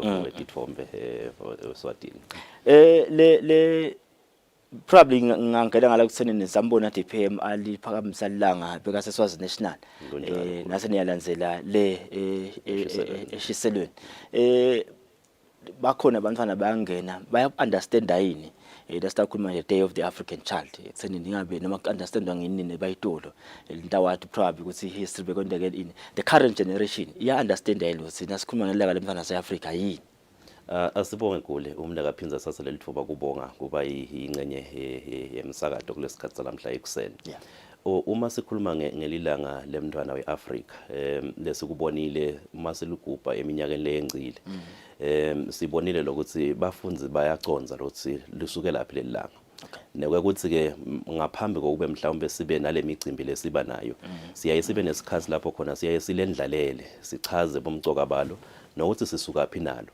nekwakuthi ke lishoni kulesikhathi lesiphila kuso lamhla ngoba lokube kwendeka idolo noma ke ngalesikhathi lelilanga lelasungulwa ngako akusasito letinye 13 saya lesibhekene nato lamhla kodwa ukhanza ukuthi nanamhla tikhona letinye 13 saya lesibhekene nato lesisebenzisa ke lelilanga ukuthi sikhulume ngato siphinze sisadise bantu abesikolo ngato. One of the challenges la khona I think akusi challenges esishiselwe kuphela tonke tifundza tale live angeke uye ku speech and prize giving day esikole head teacher angayideki indzaba ukuthi kuphume abantwana labangaka ngenxa yekukhulelwa kuyi challenge lenganani shiselweni injoba uyibeka kulelo ukuthi akusiyo nje insaya yeshiselo kuphela kodwa insaya lesibhekene nayo silive lonke leSwatini ngalokufana nakona sosifundza saseshiselweni sinato leto tinkinga tekukhulelwa kwabafundi basesikolweni ukhanza ukuthi sithikabeta ke kucetsa kwabo sikolo kodwa ke lesikunakile ukuthi kulesethu sifundza lelizinga seliya ngekukhula ngeminyaka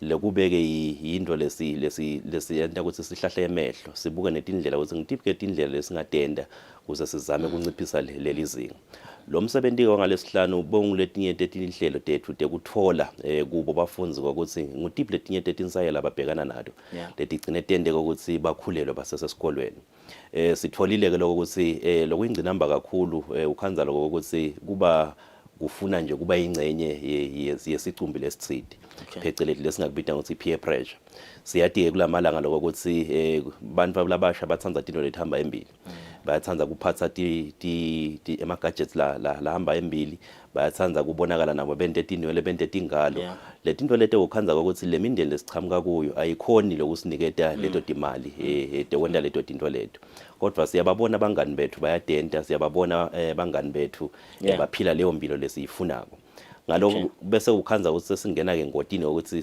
sifuneke bantu labatasiniketa leyo mali noma labatasiniketa leto tinto leto letawusenda ukuthi nasithi vele siyingcenye yebangani bethu lokho bese kusifaka ingotini ukuthi sigcineke sesingena etindzabeni tekulala sikhathi singefiki ngalokufana nako futhi sigcine sesikhulelwe uyakhanza indzaba yephuya lesinye isikhathi kweswela ukhanza ngathi lokunye loku driver insaya lefana nale sike saba nebaka amical la lebasebenta cishe kule migubulo ukhanza indzawo lephumela ngaphandle kwelifa bayichaza lenye ma challenges la khona la for young people niyahlangana ke nabo ngoba baye basibamla basha nothing for us without us bathini bona empeleni laba kusho kakhulu lokho ukuthi sibadali asesizamele ukuba understanda kuleli point le noma ke kule position laba kuyo njengabantu labasha siconzela lo silethi khatha tisafanana naloku kwakhulisa lendlela lebesikhuliseke ngayo thina nawe kule liqiniso lithi ayifanani nalesikhathi lesiphila kuso lamhla nangabe idolo bengivamile ngokuthi babaphakamise livi noma phakamise strop akusafanani nyalo ukhanza usinyalo kuze ngive kahle ufuna uhlale namphasi ungiconza lokuthi lento lengiyendako ngibangelwa yini lokuthi ngiyende nekwekuthi ke kuze ngikugweme lento leyo lengiyendako ufuna ucale uconze lokho ukuthi ngikwentelani labakuchaze kakhulu kuloko ukuthi sekude lesikhathi thina badali lesiba naso ngokuba understand siyayisithi siyabeva ukuthi bathini kodwa sibaconze ukuthi bathini ngeke ukuthi sibhizi ngemisebenzi yethu sibhizi ngaletinye tetinto siyite lesikhathi sokuhlala nabo phasi sibalalele sibakhokhele sibe ingcenye yalokuphila nekukhula kwabo basakhula njengabantu labasha nekuconza ke lesikhathi lesesiphila kuso vele sesingilesinye isikhathi letinto lesetenteka sibe ingcenye yato nananathi ukuthi iconza ukuthi tibungoti obungakanani empilweni yabo nokuthi kungababangela inkinga kangakanani nanibuka nihlangana indzaba ye sex education probably sinebendlu leminyama akusiyo vele into yakhanza ukuthi hambe embili nasi at family level but back then bekuthiwa kunedladla kunelawo lo bekuthenjwa ukuthi I mean idladla nala kuthiwa nguphi esangweni la bekuthenjwa kutheni such issues ata angatekeka khona so khanza nyalo ukuthi labantu le information batitholela bona ku TV na ku Facebook etikoleni ngiyengathola ukuthi probably sabazama ku-incorporate ingadala inzima lenjani nanibuka kulwa nalensayale ukuvetela nje kulo ngalo lusuku lo ngalesihlanu kwaba ne debate lekhona kudodo dikola lebetikhona letinye tetindzaba betikhulunyiswa yona indzaba ye police ye teenage pregnancy ngokuthi bekukhona laba bathi ifuna ukuthi ibe khona etikolweni iphasiswe bekukhona labathi ifuna ingabi khona leyo policy kodwa lesakunaka kakhulu lokho ukuthi in as much as singathi i comprehensive sexual education iya incorporate etikolweni but lokufundiswa kwayo egule singavumelana sibe bofakazi lokho ukuthi sisuke sihalamisa nje senze bakhala ngaloko abantu abasha ukuthi in as much as sithi thina seyikhona etikolweni as part of syllabus but ke one they were not part of lokukwakhiwa kwayo njengabantu abasha two bakhala ngokuthi noma seyifundziswa ke ifundziswa kwengciwe nje kuyo kanzi bona bayafisa lokho kube netinto labathi understand mbamba leti critical batibude but ke ukhanza ukuthi thina njengabatali mase bacala babuta leyo mbuto leyo sesithi ayi nisebancane nini ukuthi ngati into lethu lokubangela ke ukuthi letinye taletindo tibagcina batitholele le information mase batitholeleke sesingede sakhona kuyilawula mase batitholele kanzi mayikuphumela kithi njengabantu ababathembako at least lapho siyakhona lokuyilawula nale information lesibaniketa yona so bakhala ngaloko ukuthi noma sisho lokho ukuthi lo hlobo lokufundiseka ngetekulala nekulalana nekukhula sesilwende laba ingcenye ukufunza but ke asisi precise kudila naleti ndzaba noma ke kuletha lelo likhambi lethu etindzaba entabo. My final question would be nanibuka nihlede emahhovisi anihlala khona phindze niyahamba ndikola nadikola nje bentihlanganisile i-challenge lena lesingakhona yini as a region or as a country lesingakhona yini ukuthi sifike esigabeni lasesikhona probably it's a thing of the past sesingcobile ngathi cha ke kuhle okay ukashiyana ngokuthi sitimisele kangakanani kuyi-address ngoba uma sikhuluma ngendzaba yokukhulelwa kwabafundi ayitsinzi nje kuphela ngokuthi sinebafundi lamahlongandlebe kodwa miningi lemikhakha lekufuna silive si-address sinetindzaba tekungatholakala kumisebenzi kubantu labasha sinetindzaba tebuphuya emakhaya sinetindzaba tekubabete indlela yokutiphilisa tonke leto tinto letigcine tende ukuthi labantwana bawele engotini yokuthi bakhulelwe isikhathi singekefiki so akusiyo gule into longathi ngidayicetha kusasa kodwa yinto lokufanele silive sihlale phasi sisonke imikhakha yonke ilive netinhlangothi tonke sente siciniseko lokuthi lendzaba yetemnotho ngoba ngiyo lehamba embili ekudriveni cishe onke ama social ills ukhuluma ngekuhlukubetana lapho ukhanza ukuthi lomunye unemandla kunalomunye ngokuthi lomunye unelimasela lemali ukhuluma ngekukhulelwa kwabo labafundi ukhanza ukuthi lona lomkhuleliswako unelimasela lemali ngokugcina vele lo wasubmit wagcina khulelwe kodwa kube labantu bonke beba empowered noma bahlomiseke ngendlela efana nako nalesimo semnotho cishe sisivumela sonke ukhanza ukuthi letinto lesikhuluma ngato lesitibita phecelezi ukuthi ma social ills lamhla ngabe tiyehla lelizinga lato ngokuthi si address leto tinto leto at grassroots level emakhala lapho siphila khona indlela tekutiphilisa sitende tibe khona sikhumbule gule ukuthi kunemakhaya futhi lapho khona lapho sekusele abantwana bodwa khona kunemakhaya lapho khona khanza siba umntali semunye lokukhulisa labantwana vele sibhekile lokho ukuthi leli zinga letemnotho kulawo makhaya lawo angeke zelifanane nelikhaya lapho khona khanza sibonke bayakhona lokusebenta balethe umnotho ekhaya Boko siyethemba ngoba indzaba vele letsinga lubanjiswano le batali nayo baba ngoba isikhathi lesinye ukhanza sibantwana bayekelelwa kubothishela batali sebazi nje nebayababona bothishela ngoba isikhathi lesiningi vele basibenda nabo kazi nana banenzima ke lekufune bayidlale ekukhuliseni bona abantwana sesema nje kusenendini live liyagcina lincubile vele indzaba insayale enkulu yokukhulelwa kwebantwana basetikolweni ikhona ke indzaba lesinye singateka titsakameva kepha nje nanato kuletinye leti insayale enkulu even boko sesibathola ke market nasibuya ke sitawule phetsa hlelo seba sesibabe sibuka indzaba temidlalo.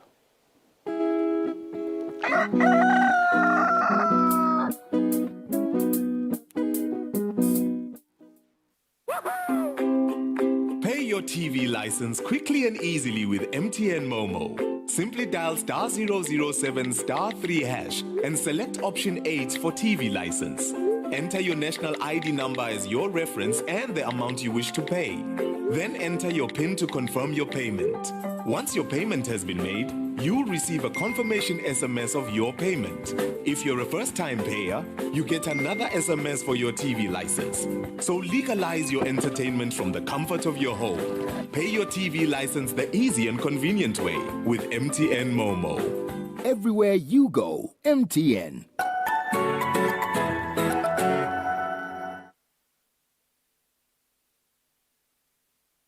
Better health, better life.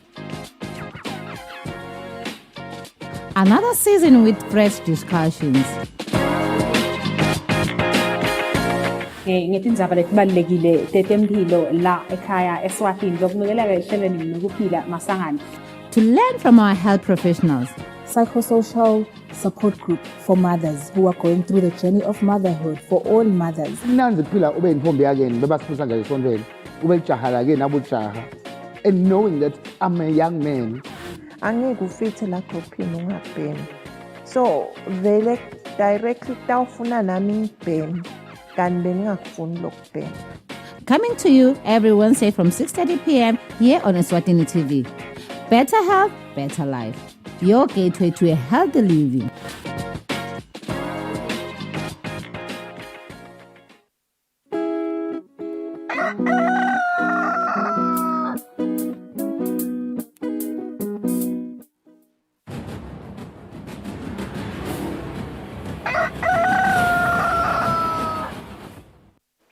Sitawule phethahlelo ngesinje sibukele temidlalo. He's a former Rwandan under-17 international. His name is Fabrice Banjanekhaya Msonera. Banjanekhaya Msonera. I think issue lenkulu la le bholeni lethu finyalo nginenzaba yevovovo neqembu lensingizini. Njalo sisingizini le funa kuthenga status sevovo. Labanye bathi bayithengile, labanye bathi ngivile CEO wale team athi abasanga kayithengisa.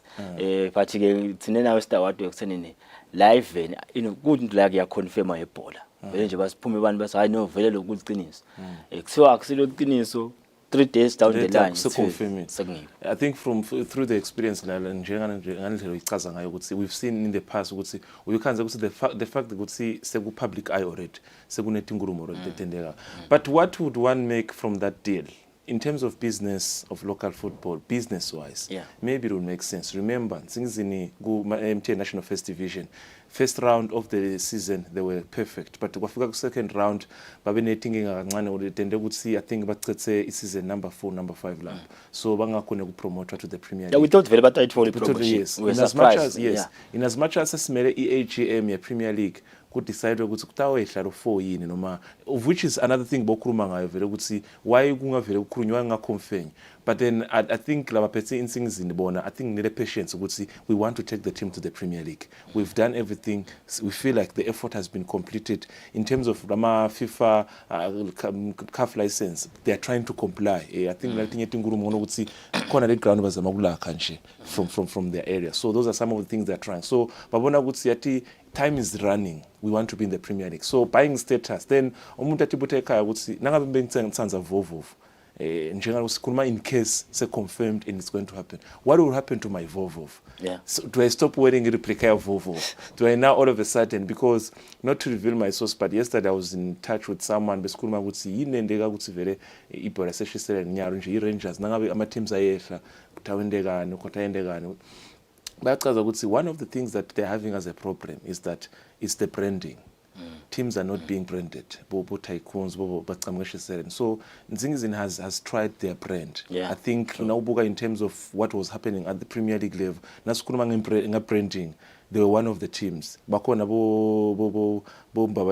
but I think in terms of branding, Nzingizin was the best. So I think parts of the team, Babuga would say time is running. We want to make ourselves feel in the presence. And remember, what we've seen, very Premier League, see Wakuruma would see Premier League very in terms of Nama cost, not for the team. But I think too many, confirmations, too many, we've been proven good civil. Laba ipetse the team in Singzin. Gukona laba now, good simangakona survive the Premier League and maybe compete at the highest with the likes of the so big called team. So I think that's where the Lumunans bakona. So if now we're dealing in there, Fabrice, yes, will this be the end of Vovov?